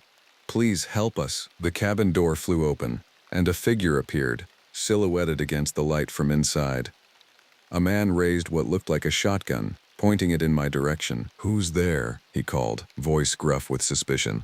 "State your business, please," I gasped, staggering forward with Ben still draped over my shoulder. "My friend is hurt. We were attacked in the woods." The man lowered his weapon slightly, peering at us through the darkness. Attacked by what? Before I could answer, a howl rose from the forest behind us, closer than I had realized, and filled with a terrible hunger. The man's posture changed instantly, tension radiating from every line of his body. "Get inside," he ordered, raising the shotgun again but aiming it past us toward the trees. Now! I didn't need to be told twice. I carried Ben the final few yards to the cabin, the man backing up to let us through the door before following and slamming it shut. Heavy bolts slid into place as he secured it. "Put him there," the man directed, nodding toward a worn couch against one wall. I laid Ben down as gently as possible, finally getting a good look at him in the proper light. His face was ashen, his clothes soaked with blood, both dried and fresh. The gashes across his chest were even worse than I'd feared, deep enough to expose muscle and, in one place, the white gleam of rib bone. "Jesus Christ," the man muttered, taking in Ben's condition. "What did this to him?" "Something in the woods," I replied, unwilling to sound insane by describing what we'd actually seen. "It killed our friend. Would have killed us too if we hadn't escaped through an old mine tunnel." The man's weathered face showed no surprise, only grim recognition. "The old Mackenzie mine comes out about half a mile from here." He moved to a cabinet, retrieving a first aid kit. "These wounds need more than bandages, but it's a start." As he began cleaning and dressing Ben's injuries, I took stock of our surroundings. The cabin was small but well maintained, with a wood stove, a small kitchen area, and doors leading to what I presumed were a bedroom and bathroom. Rifles and shotguns hung on one wall, alongside fishing gear and hunting trophies. "I'm Ray Dawson," the man said as he worked. "Retired forest ranger, been living out here 15 years. "Alex," I replied. "My friend is Ben. The one who didn't make it was Mason. It was his family's cabin where we were staying." Ray's hands paused briefly. "Mason Brewer? The Brewer cabin up on Black Pine Ridge?" I nodded, surprised. "You knew him?" "Knew his grandfather better," Ray said, resuming his first aid efforts. "Good man. Understood what lives in these mountains." A heavy silence fell between us, broken only by Ben's labored breathing and the occasional crackle from the wood stove. Outside, something moved past the window, a shadow darker than the night, massive and deliberate in its movements. "They followed you here," Ray observed, his voice unnaturally calm. "I'm sorry." I said, a fresh wave of guilt washing over me. I didn't know where else to go. Ray shook his head. Not your fault, they've been getting bolder lately, more aggressive. Used to be they'd stay in the deep wilderness, only come near people in the worst winters when game was scarce. He finished bandaging Ben and stood, moving to check the windows. Now they're hunting humans deliberately, like they've developed a taste for it. What are they? I asked, finally voicing the question that had haunted me since our first encounter. Ray considered me for a long moment before answering. Different tribes have different names for them. Skin teeths, Wendigo. The old Salish people who lived here first called them Stekets, wild men of the mountains. But names don't much matter. What matters is they're old, they're smart, and they're hungry. How do we stop them? I pressed. Ray laughed a short, bitter sound. You don't. You avoid them, you hide from them, or you die. Only thing that keeps them at bay is fire, and even that's just temporary. A loud thump against the cabin wall made us both jump. Something large was testing the structure, probing for weaknesses just as it had at Mason's cabin. They remember what happened at the other cabin, Ray muttered, retrieving a shotgun from the wall rack. They'll be more cautious this time. The attack, when it came, was coordinated and frighteningly intelligent. One creature slammed repeatedly into the front door while another clawed at the roof, creating a distraction while a third began methodically tearing at the logs of the back wall. Ray fired through a window, the shotgun blast momentarily driving back the creature at the door. But they quickly returned, their assault becoming more focused, more determined. We can't hold them off forever, Ray said grimly, reloading his weapon. And your friend needs a hospital. Do you have a vehicle? I asked, gesturing toward the truck I'd seen outside. Ray nodded. Won't do us much good if we can't get to it. A new sound joined the cacophony of the attack, the splintering of wood as claws finally broke through the rear wall of the cabin. Ray swore, pumping his shotgun and firing at the emerging limb. The creature howled in pain but continued its assault, driven by a hunger that outweighed even self-preservation. We need a diversion, Ray decided, moving to a cabinet beside the stove. He retrieved several red emergency flares and handed them to me. These burn hot and bright. The creatures hate them. When I say go, head for the truck. I'll be right behind you with your friend. I nodded, gripping the flares tightly. Ray returned to the window, timing his shots to coincide with the creature's approaches. The wall behind us continued to splinter, gaps appearing between logs that had stood solid for decades. Get ready, Ray warned, reaching for something on a high shelf, a metal can with a homemade label. When I throw this, light a flare and run for the truck. Don't stop. Don't look back. I positioned myself by the door, one hand on the bolt, the other clutching a flare. My heart hammered in my chest, each beat a countdown to what might be our final attempt at escape. Now! Ray shouted, hurling the can toward the damaged wall. It burst on impact, releasing a cloud of pungent liquid that immediately caught fire from a match Ray had struck. The flames spread rapidly, and the creature attacking the wall screamed in pain and rage. I slid back the bolt, lit the flare with trembling hands, and yanked open the door. The night outside was chaos. Massive shapes moving through darkness, glowing eyes reflecting the flare's crimson light. I held the burning stick before me like a talisman, sweeping it in wide arcs as I sprinted toward the truck. Behind me, Ray emerged from the cabin, Ben slung over his shoulder just as I had carried him earlier. In his free hand, he held a flaming branch from the wood stove, waving it to keep the creatures at bay. I reached the truck first, yanking open the driver's door and scrambling inside. The keys hung from the ignition, a small mercy in our desperate situation. I started the engine as Ray arrived with Ben, helping load the injured man into the back seat before climbing in himself. Go, he ordered, slamming his door shut just as a creature lunged toward the vehicle. Massive claws raked down the side of the truck, leaving deep gouges in the metal. I slammed the accelerator, and we lurched forward, tires spinning in the loose dirt before finding purchase. The truck leaped ahead, nearly hitting a tree before I managed to steer it onto the narrow track that served as Ray's driveway. In the rearview mirror, I could see the cabin burning, flames engulfing the structure as the creatures circled it in frustration.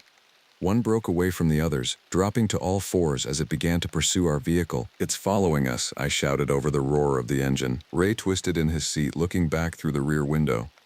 Just drive, he instructed, his voice steady despite the terror of our situation. Road gets better about a mile ahead. They're fast, but they can't outrun a truck on open ground. I focused on the rough track ahead, steering around potholes and fallen branches, pushing the truck as fast as I dared on the uneven surface. The headlights illuminated only a short distance ahead, leaving the rest in darkness that seemed to press against the vehicle from all sides. A heavy impact rocked the truck. The pursuing creature had caught up enough to swipe at the rear bumper. Ray swore, rolling down his window and leaning out with his shotgun. The blast was deafening in the confined space of the cab, but it had the desired effect. The creature fell back, momentarily stunned or wounded. The track widened suddenly, the surface improving from rutted dirt to packed gravel. I pressed the accelerator harder, and the truck responded, putting distance between us and the nightmare behind. "Town's about 15 miles ahead," Ray said, keeping watch out the rear window.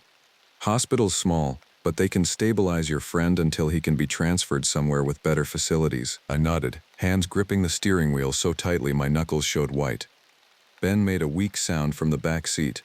Still alive, still fighting, though for how much longer I couldn't say. We drove in tense silence for several minutes, the forest gradually thinning as we approached more populated areas. Occasionally, Ray would instruct me to turn at a junction, guiding us toward town by the most direct route. "Will they follow us into town?" I asked as the first scattered houses appeared along the roadside. Ray shook his head. "Not their territory. Too many people, too much light. They prefer the deep woods, places humans rarely go. But they're getting bolder," I reminded him, recalling his earlier words. "Yes," he admitted grimly, "and that worries me more than anything." The small hospital appeared ahead, a single-story building with an illuminated emergency entrance. I pulled up to the doors and honked repeatedly, drawing the attention of staff inside. Within moments, medical personnel were rushing out with a gurney. "Animal attack," Ray explained as they transferred Ben from the truck. "Multiple lacerations, significant blood loss, probable internal injuries." They whisked Ben away, a doctor already calling for blood and antibiotics as they disappeared through the automatic doors. Ray and I followed, finding ourselves in a small waiting area with uncomfortable plastic chairs and outdated magazines. A nurse approached with clipboard and forms, asking for details about Ben's injuries and medical history. I provided what little information I knew, conscious of Ray's warning glance whenever the nurse pressed for specifics about the attack. "Bear," I said eventually, the lie tasting bitter but necessary. It was a bear. The nurse seemed satisfied with this explanation, making a note before hurrying back to the treatment area. Ray and I were left alone in the waiting room, the events of the past hours finally catching up to me in a wave of exhaustion and delayed shock. "What happens now?" I asked, my voice barely above a whisper. Ray sighed, rubbing a hand across his weathered face. "Now we wait. For news about your friend, for mourning, for whatever comes next. And the creatures? The skin teeths? They'll retreat back into the deep wilderness for now," he replied. "But they won't forget, and they won't stop hunting, not now that they've developed a taste for us." I thought of Mason, of his final stand in the burning cabin, of Tanner, torn from his truck in seconds, of Ben fighting for his life in the emergency room. All casualties of something most people didn't even believe existed. "Someone needs to stop them," I said, the words emerging as a statement rather than a question. Ray studied me for a long moment before responding. "It would take more than just someone," he said finally. "It would take knowledge, preparation, and numbers. Most of all, it would take belief, getting people to accept what's really out there in the darkness." Outside the hospital windows, the first hint of dawn was lightening the eastern sky. A new day was coming, but I knew the night would return, and with it the creatures that had claimed my friend and nearly claimed me. "I believe," I said simply, "and I know others will too, once they hear what happened." Ray nodded slowly, a flicker of something like hope crossing his lined face. "Then maybe there's a chance. A small one, but a chance nonetheless." We sat in silence after that, waiting for news of Ben, waiting for the sun to fully rise and push back the shadows. But even as daylight spread across the small town, I knew the darkness remained in the mountains beyond, patient, hungry, and watching for its next opportunity to feed. The hospital clock ticked steadily, marking minutes that stretched into hours.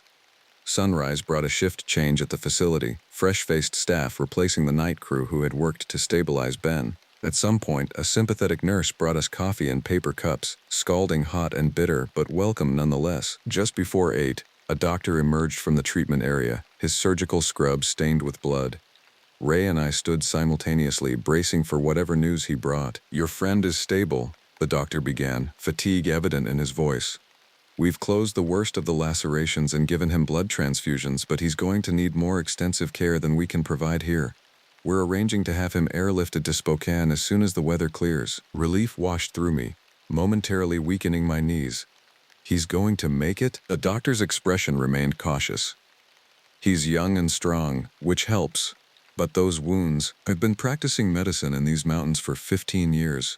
And I've never seen animal attacks like the ones I've treated these past few months. Ray and I exchanged glances, but neither of us contradicted the animal attack narrative. Can we see him? I asked. The doctor nodded.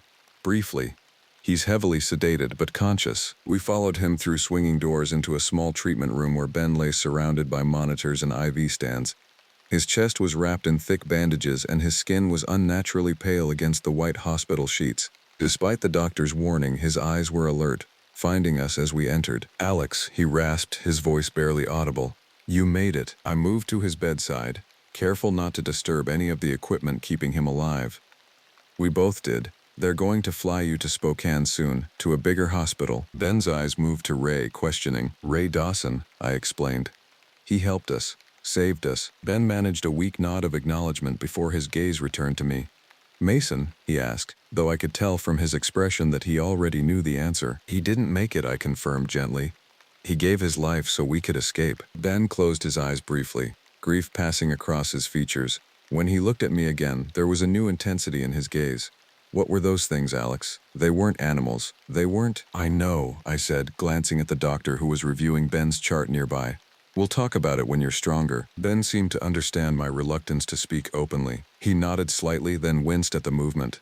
"Don't let them cover it up," he whispered. "People need to know what's out there." "I won't," I promised, squeezing his hand gently. "Rest now.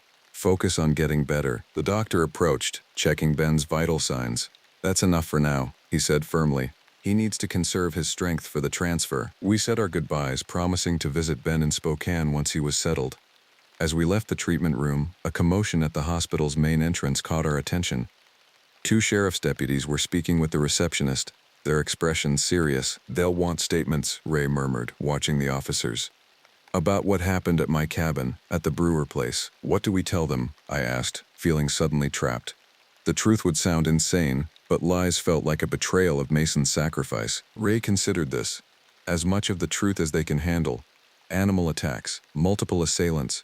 Leave out the details that would get us psychiatric evaluations rather than police reports. The deputies spotted us and approached, introducing themselves as Deputies Collins and Reeves. Their questions were initially straightforward. Our names, our relationship to the injured man, what had brought us to this remote area. Then came the harder questions about what had happened at Mason's cabin and later at Ray's. Ray took the lead, describing a series of attacks by what he carefully termed unidentified predators, large, aggressive, and hunting in packs. He emphasized the destruction they had caused, the ferocity of their assaults, and their apparent targeting of human habitations. "Not typical animal behavior," Deputy Collins noted, his pen hovering over his notepad. "No," Ray agreed. "Not typical at all." "And your friend, Mason Brewer, you believe he perished in the fire at his cabin?" Deputy Reeves asked, directing the question to me. I nodded, throat tight with emotion. "He stayed behind so we could escape. Created a diversion." "We'll need to send a forensic team up there," Collins said to his partner. "See if we can recover remains, determine cause of death." "Good luck with that," Ray muttered. "Place would have burned to the ground by now, and those things might still be in the area." The deputies exchanged glances, clearly skeptical of the threat Ray was describing. "We'll coordinate with Forest Service and Fish and Wildlife," Collins said. "If there are dangerous predators in the area, they need to be located and dealt with." After taking our contact information and instructing us not to leave town without checking in, the deputies departed. Ray and I stood in the hospital lobby, both aware that the authorities would find nothing they could explain or understand when they investigated the cabin sites. "They won't believe it," I said quietly. "Not until they see for themselves, and by then it might be too late for whoever they send up there," Ray replied grimly. We left the hospital and walked to a nearby diner, both of us desperately in need of real food and a chance to regroup.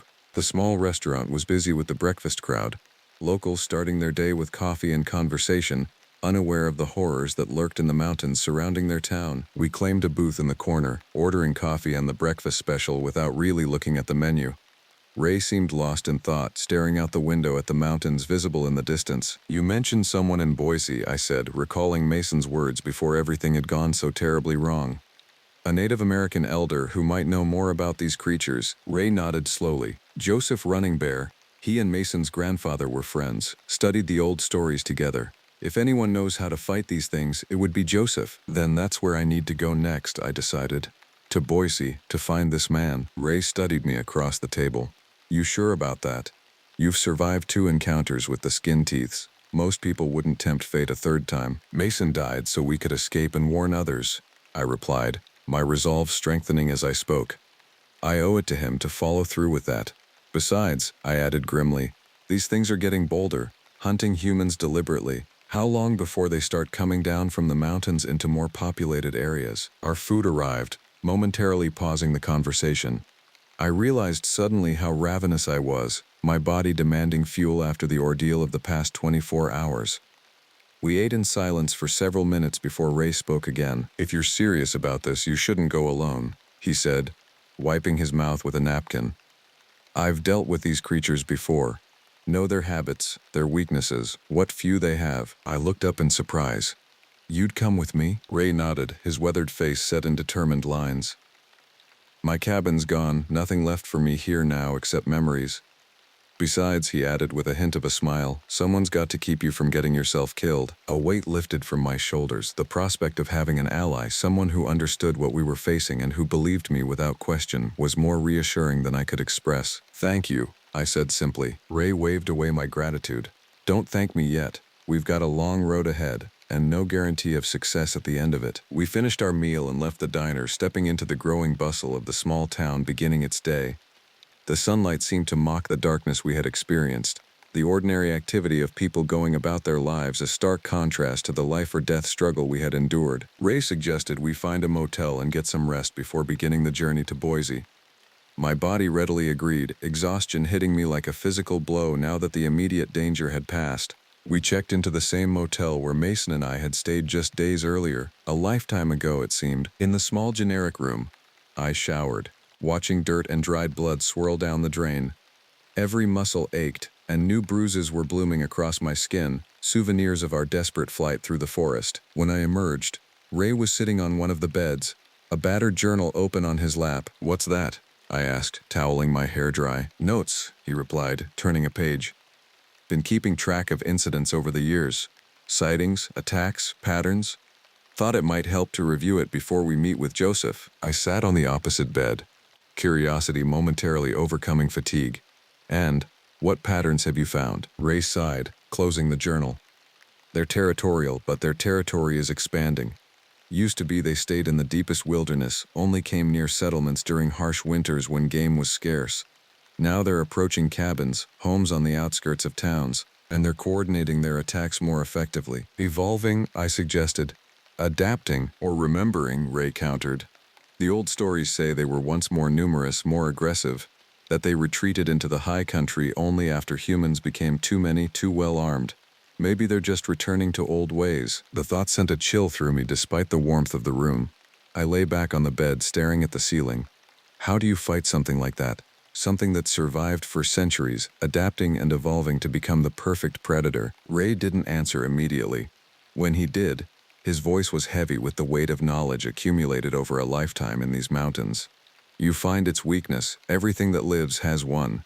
Even immortal monsters. I turned my head to look at him, and if they don't have a weakness, then humanity is in more trouble than it realizes, he replied simply. Sleep claimed me soon after, dragging me into a darkness filled with distorted dreams of massive shapes moving through endless forest, of Mason's face as he prepared to sacrifice himself, of Ben's blood-soaked form lying in that sterile hospital bed. I woke several times, gasping and disoriented, before finally falling into a deeper, dreamless slumber. When I next opened my eyes, the light coming through the motel curtains had the golden quality of late afternoon.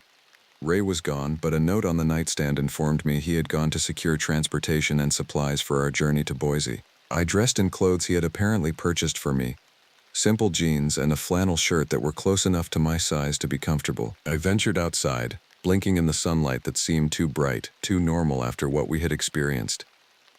The small town continued its routine existence, people going about their daily lives with no knowledge of the ancient predators that lurked in the mountains overlooking their homes. Ray returned an hour later driving a used SUV, its cargo area loaded with supplies. Your vehicle? I asked as he parked beside the motel. Bought it off a widow in town, he explained.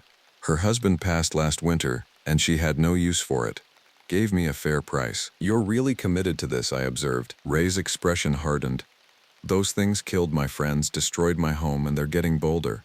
Damn right I'm committed. We loaded our few personal belongings into the vehicle and checked out of the motel.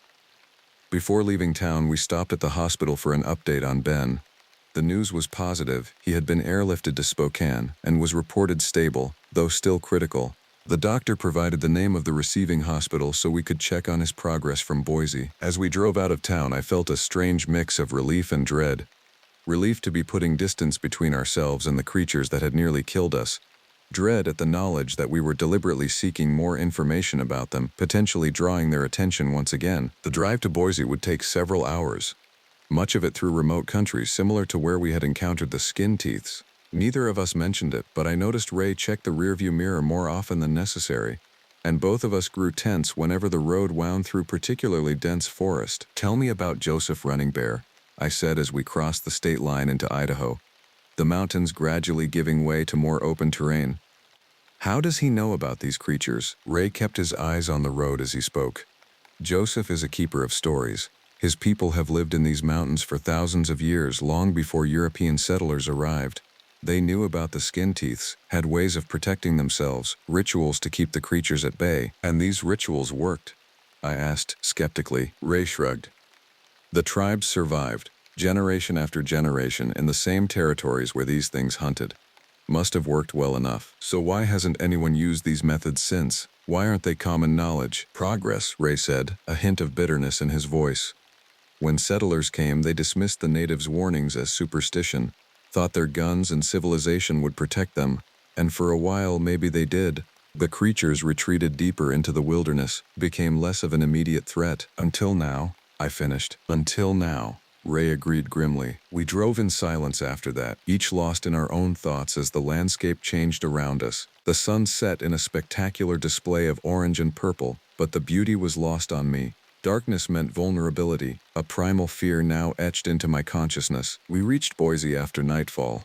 The city lights a welcome sight after hours on remote highways. Ray navigated to a modest motel on the outskirts, explaining that Joseph lived on the Nez Perce Reservation about an hour north of the city. "We'll rest tonight, find him tomorrow," Ray said as we checked in.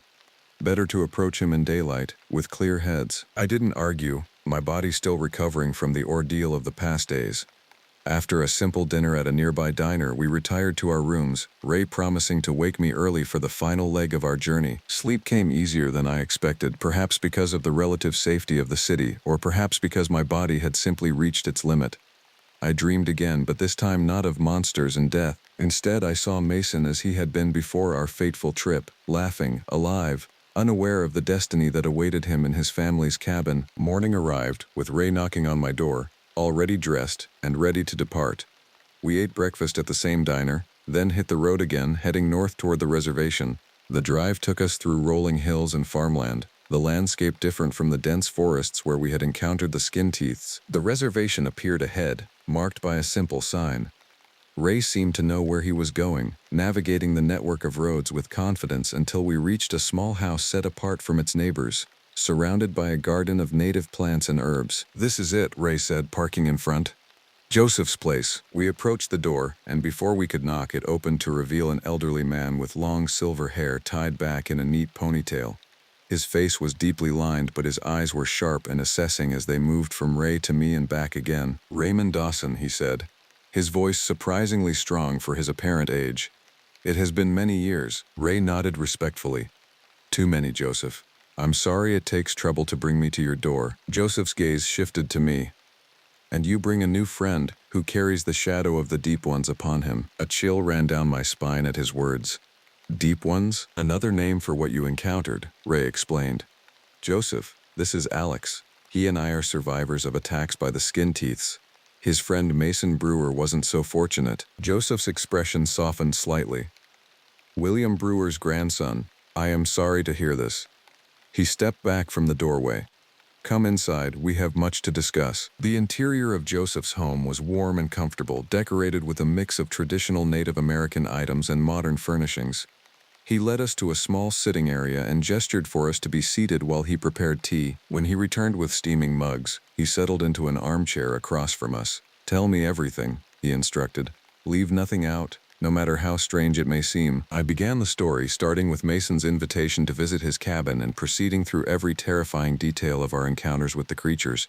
Joseph listened without interruption, his face revealing nothing of his thoughts. When I described Mason's sacrifice, a shadow of grief passed over the old man's features, but he remained silent. Ray added his part of the narrative, the attack on his cabin, our desperate escape to town, and our decision to seek Joseph's guidance. When we had finished, Joseph sat quietly for several minutes, staring into his mug as if the answers we sought might be found in the tea leaves. "They are growing bolder," he finally said, confirming what we already knew. Moving beyond their traditional hunting grounds, coordinating their attacks with greater intelligence than they have shown in generations. "Why now?" I asked. "What's changed?" Joseph sighed, setting his mug aside. "Many things. The climate shifts, changing the patterns of other game they would normally hunt. Human expansion into previously remote areas. And perhaps they simply sense weakness, opportunity. Can they be stopped?" Ray asked bluntly. Joseph's eyes met his. "Not easily. Not without cost." He rose and moved to a bookshelf, retrieving an old, leather-bound volume. My ancestors recorded their knowledge of these creatures, passed down through countless generations. The deep ones, the skin teeths, they are ancient, perhaps as old as humanity itself. Natural predators of our kind, evolving alongside us. He opened the book, revealing pages of handwritten text in a language I didn't recognize, interspersed with detailed drawings. One illustration in particular caught my eye, a depiction of a creature exactly like those we had encountered, rendered with chilling accuracy. "According to our stories, they cannot be killed by ordinary means," Joseph continued. "Bullets may wound them, fire may drive them back, but they heal quickly and return, more cautious but no less determined. So there's nothing we can do?" I asked, despair creeping into my voice. Joseph closed the book carefully. "I did not say that. There are methods, rituals developed over centuries of coexistence with these predators, ways to mark boundaries they will not cross, to create safe havens against their hunting." "Like what?" Ray pressed. "Combinations of certain herbs and minerals that repel them when burned. Symbols carved into trees or posts at the perimeter of settlements. Animal sacrifices left at specific locations to satisfy their hunger without risking human lives." Joseph's expression was serious. "But these are temporary measures, not solutions. What about killing them?" I asked. "Permanently?" Joseph studied me for a long moment. "There are stories of successful hunts, yes. Special weapons blessed by tribal shamans. Traps designed to hold them long enough for fire to do its work completely. But such hunts required many warriors, careful planning, and acceptance that not all who participated would return." The gravity of what we were contemplating settled over the room like a physical weight. We were discussing hunting creatures that had survived centuries, perhaps millennia, adapting and evolving specifically to prey on humans. "You should understand," Joseph added, "that my people never sought to eradicate the deep ones entirely. They are part of the natural order, apex predators with their place in the balance of things. We sought only to maintain boundaries, to ensure each species could exist in its own territory without constant conflict. That balance is broken now," Ray pointed out. "They're actively hunting humans, coming closer to populated areas. If we don't stop them, more people will die." Joseph nodded sadly. "Yes. And in this modern world, if enough people become aware of their existence, the response will be as it always is, fear leading to hatred, hatred leading to extermination. With modern weapons and technology, humanity could likely succeed where previous generations could not." "Would that be so terrible?" I asked, thinking of Mason's death, of Ben's horrific injuries. Joseph fixed me with a penetrating gaze. "Every species that disappears leaves a hole in the web of life. The deep ones have been predators of humans for so long that we cannot know what their absence might mean. But more practically," he continued, "hunting them would be dangerous beyond imagining. They are intelligent, patient, and utterly without mercy. They would recognize a coordinated effort to eliminate them and respond in kind." The implications were chilling. Not isolated attacks on remote cabins, but coordinated assaults on towns, villages, perhaps even cities. A war between human and proto-human predators that would leave countless dead on both sides. "So what do you suggest?" Ray asked, his voice tight with frustration. Joseph considered the question carefully before responding. "A middle path, re-establish boundaries, drive them back to their traditional territories using methods my ancestors developed. Create protected zones around human settlements that they will learn to avoid." "And if that doesn't work?" I pressed. If they continue to hunt humans despite these boundaries, then more drastic measures may be necessary, Joseph acknowledged grimly. But let us try the wisdom of the ancients before reaching for modern weapons of destruction. He rose, moving to a cabinet from which he retrieved several small cloth bags and a rolled parchment. These contain herbs and minerals that repel the deep ones when burned, he explained, handing the bags to Ray. And this, he indicated the parchment, shows the symbols to be carved on boundary markers. Place them at intervals of 100 paces around the area you wish to protect. Ray accepted the items with reverence. Thank you, Joseph. Do not thank me yet, the old man cautioned. This is merely the beginning of a long and dangerous path. You will need allies, knowledge, and courage in equal measure. Mason's grandfather, I said suddenly, remembering. He knew about these creatures too. Did he leave any records, any information that might help us? Joseph nodded slowly. William Brewer was a wise man who respected the old ways. He maintained a journal of his research and encounters with the skin teeths. If it survived the destruction of the cabin, it would be invaluable. Ray and I exchanged glances, both remembering the burning cabin where Mason had made his last stand. The chances of anything surviving that inferno seemed slim, but it was worth investigating once we returned to Montana. There is one more thing you should know, Joseph said, his voice dropping to nearly a whisper. The Deep Ones are not simply animals. They possess an intelligence that approaches our own, and some of the oldest stories suggest they once had their own culture, their own rituals. Some even speak of communication between our kinds in the distant past. This new information sent a chill through me. You're saying they're sentient? Sapient? I am saying we do not fully understand what they are, Joseph replied carefully. And in our ignorance, we should proceed with caution, respecting them as worthy adversaries rather than mere beasts to be hunted. We spoke for hours more, Joseph sharing what knowledge he had about the creature's habits, weaknesses, and history. By the time we prepared to leave, afternoon had turned to evening, and a plan was beginning to take shape. Not a solution, perhaps, but a starting point. I will return with you to Montana, Joseph announced as we gathered our things. These events have been foretold in our stories. It is time for me to take a more active role. Ray seemed surprised but grateful. We welcome your help, old friend. Joseph packed a small bag with surprising efficiency for a man of his years.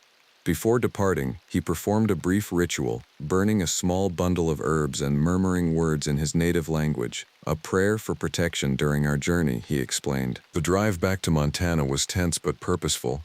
Our vehicle now carrying not just survivors but the beginnings of a response to the threat that had claimed Mason's life. Joseph sat in the back seat, occasionally consulting the ancient book he had brought with him, making notes in a small, modern notebook. We should stop in Spokane, I suggested as we approached the city. Check on Ben, update him on what we've learned. Ray and Joseph agreed, and we detoured to the hospital where Ben had been transferred. We found him much improved, sitting up in bed and alert, though still clearly in pain from his injuries. Alex, he greeted me, genuine relief in his voice. You came back. Of course, I replied, taking a seat beside his bed while Ray and Joseph introduced themselves. How are you feeling? Like I got mauled by a monster, Ben said with a weak attempt at humor. Which, is pretty accurate. His expression grew serious. The police have been here asking questions. I stuck to the animal attack story, but I don't think they believed me entirely. Probably not, Ray acknowledged, but it buys us time. I explained to Ben what we had learned from Joseph, our plans to establish boundaries and push the creatures back into their traditional territories. Ben listened intently, asking occasional questions that revealed a sharp mind despite his ordeal. I want to help, he said when I had finished. When I'm out of here, I'm coming to find you. Part of me wanted to discourage him. He had already suffered so much. But I saw the determination in his eyes, the same resolve that had developed in me since witnessing Mason's sacrifice. We'll need all the help we can get, I told him honestly. We stayed only long enough to ensure Ben had our contact information and to promise updates on our progress. The doctors estimated he would be released in another week, though full recovery would take months. Back on the road, heading toward the mountains where our nightmare had begun, I found myself reflecting on how much had changed in such a short time. Less than a week ago, I had been a normal person with normal concerns, work, relationships, the mundane details of everyday life. Now I was part of something ancient and terrible, a conflict between humanity and its natural predators that had been playing out in remote wilderness for centuries. Are we ready for this? I asked Ray as the first peaks of the Montana mountains appeared on the horizon. Are we really ready to face those things again? No, he replied honestly. But ready or not, they're out there. And if we don't stand against them, who will? Joseph spoke from the back seat, his voice carrying the weight of generations who had lived with this knowledge. No one is ever ready to face the darkness. We simply choose whether to face it on our feet or on our knees. The sun was setting as we crossed back into Montana, casting long shadows across the landscape. Somewhere in those deepening shadows, the skin teeths waited, hungry and patient as they had been for countless generations. But now they faced something new. Humans who understood what they were, who carried the knowledge of how to fight them, and who were determined to re-establish the ancient boundaries between predator and prey. I thought of Mason, of his final moments in that burning cabin. "We're coming back," I whispered to the mountains looming ahead. "And this time, we're ready." The road stretched before us, leading into darkness and uncertainty. But for the first time since that fateful howl had shattered the peace of Mason's clearing, I felt something beyond fear, a spark of purpose, of resolution. The skin teeths had existed for millennia, evolving alongside humanity as our shadows, our natural predators. But humanity had evolved too, developing knowledge, technology, and the capacity to share information across vast distances. This conflict was far from over. In many ways it was just beginning. But as our vehicle carried us back toward the wilderness where monsters roamed, I realized that the outcome was no longer certain. The hunt had changed. The hunters had become the hunted, and I intended to make sure Mason's sacrifice had not been in vain.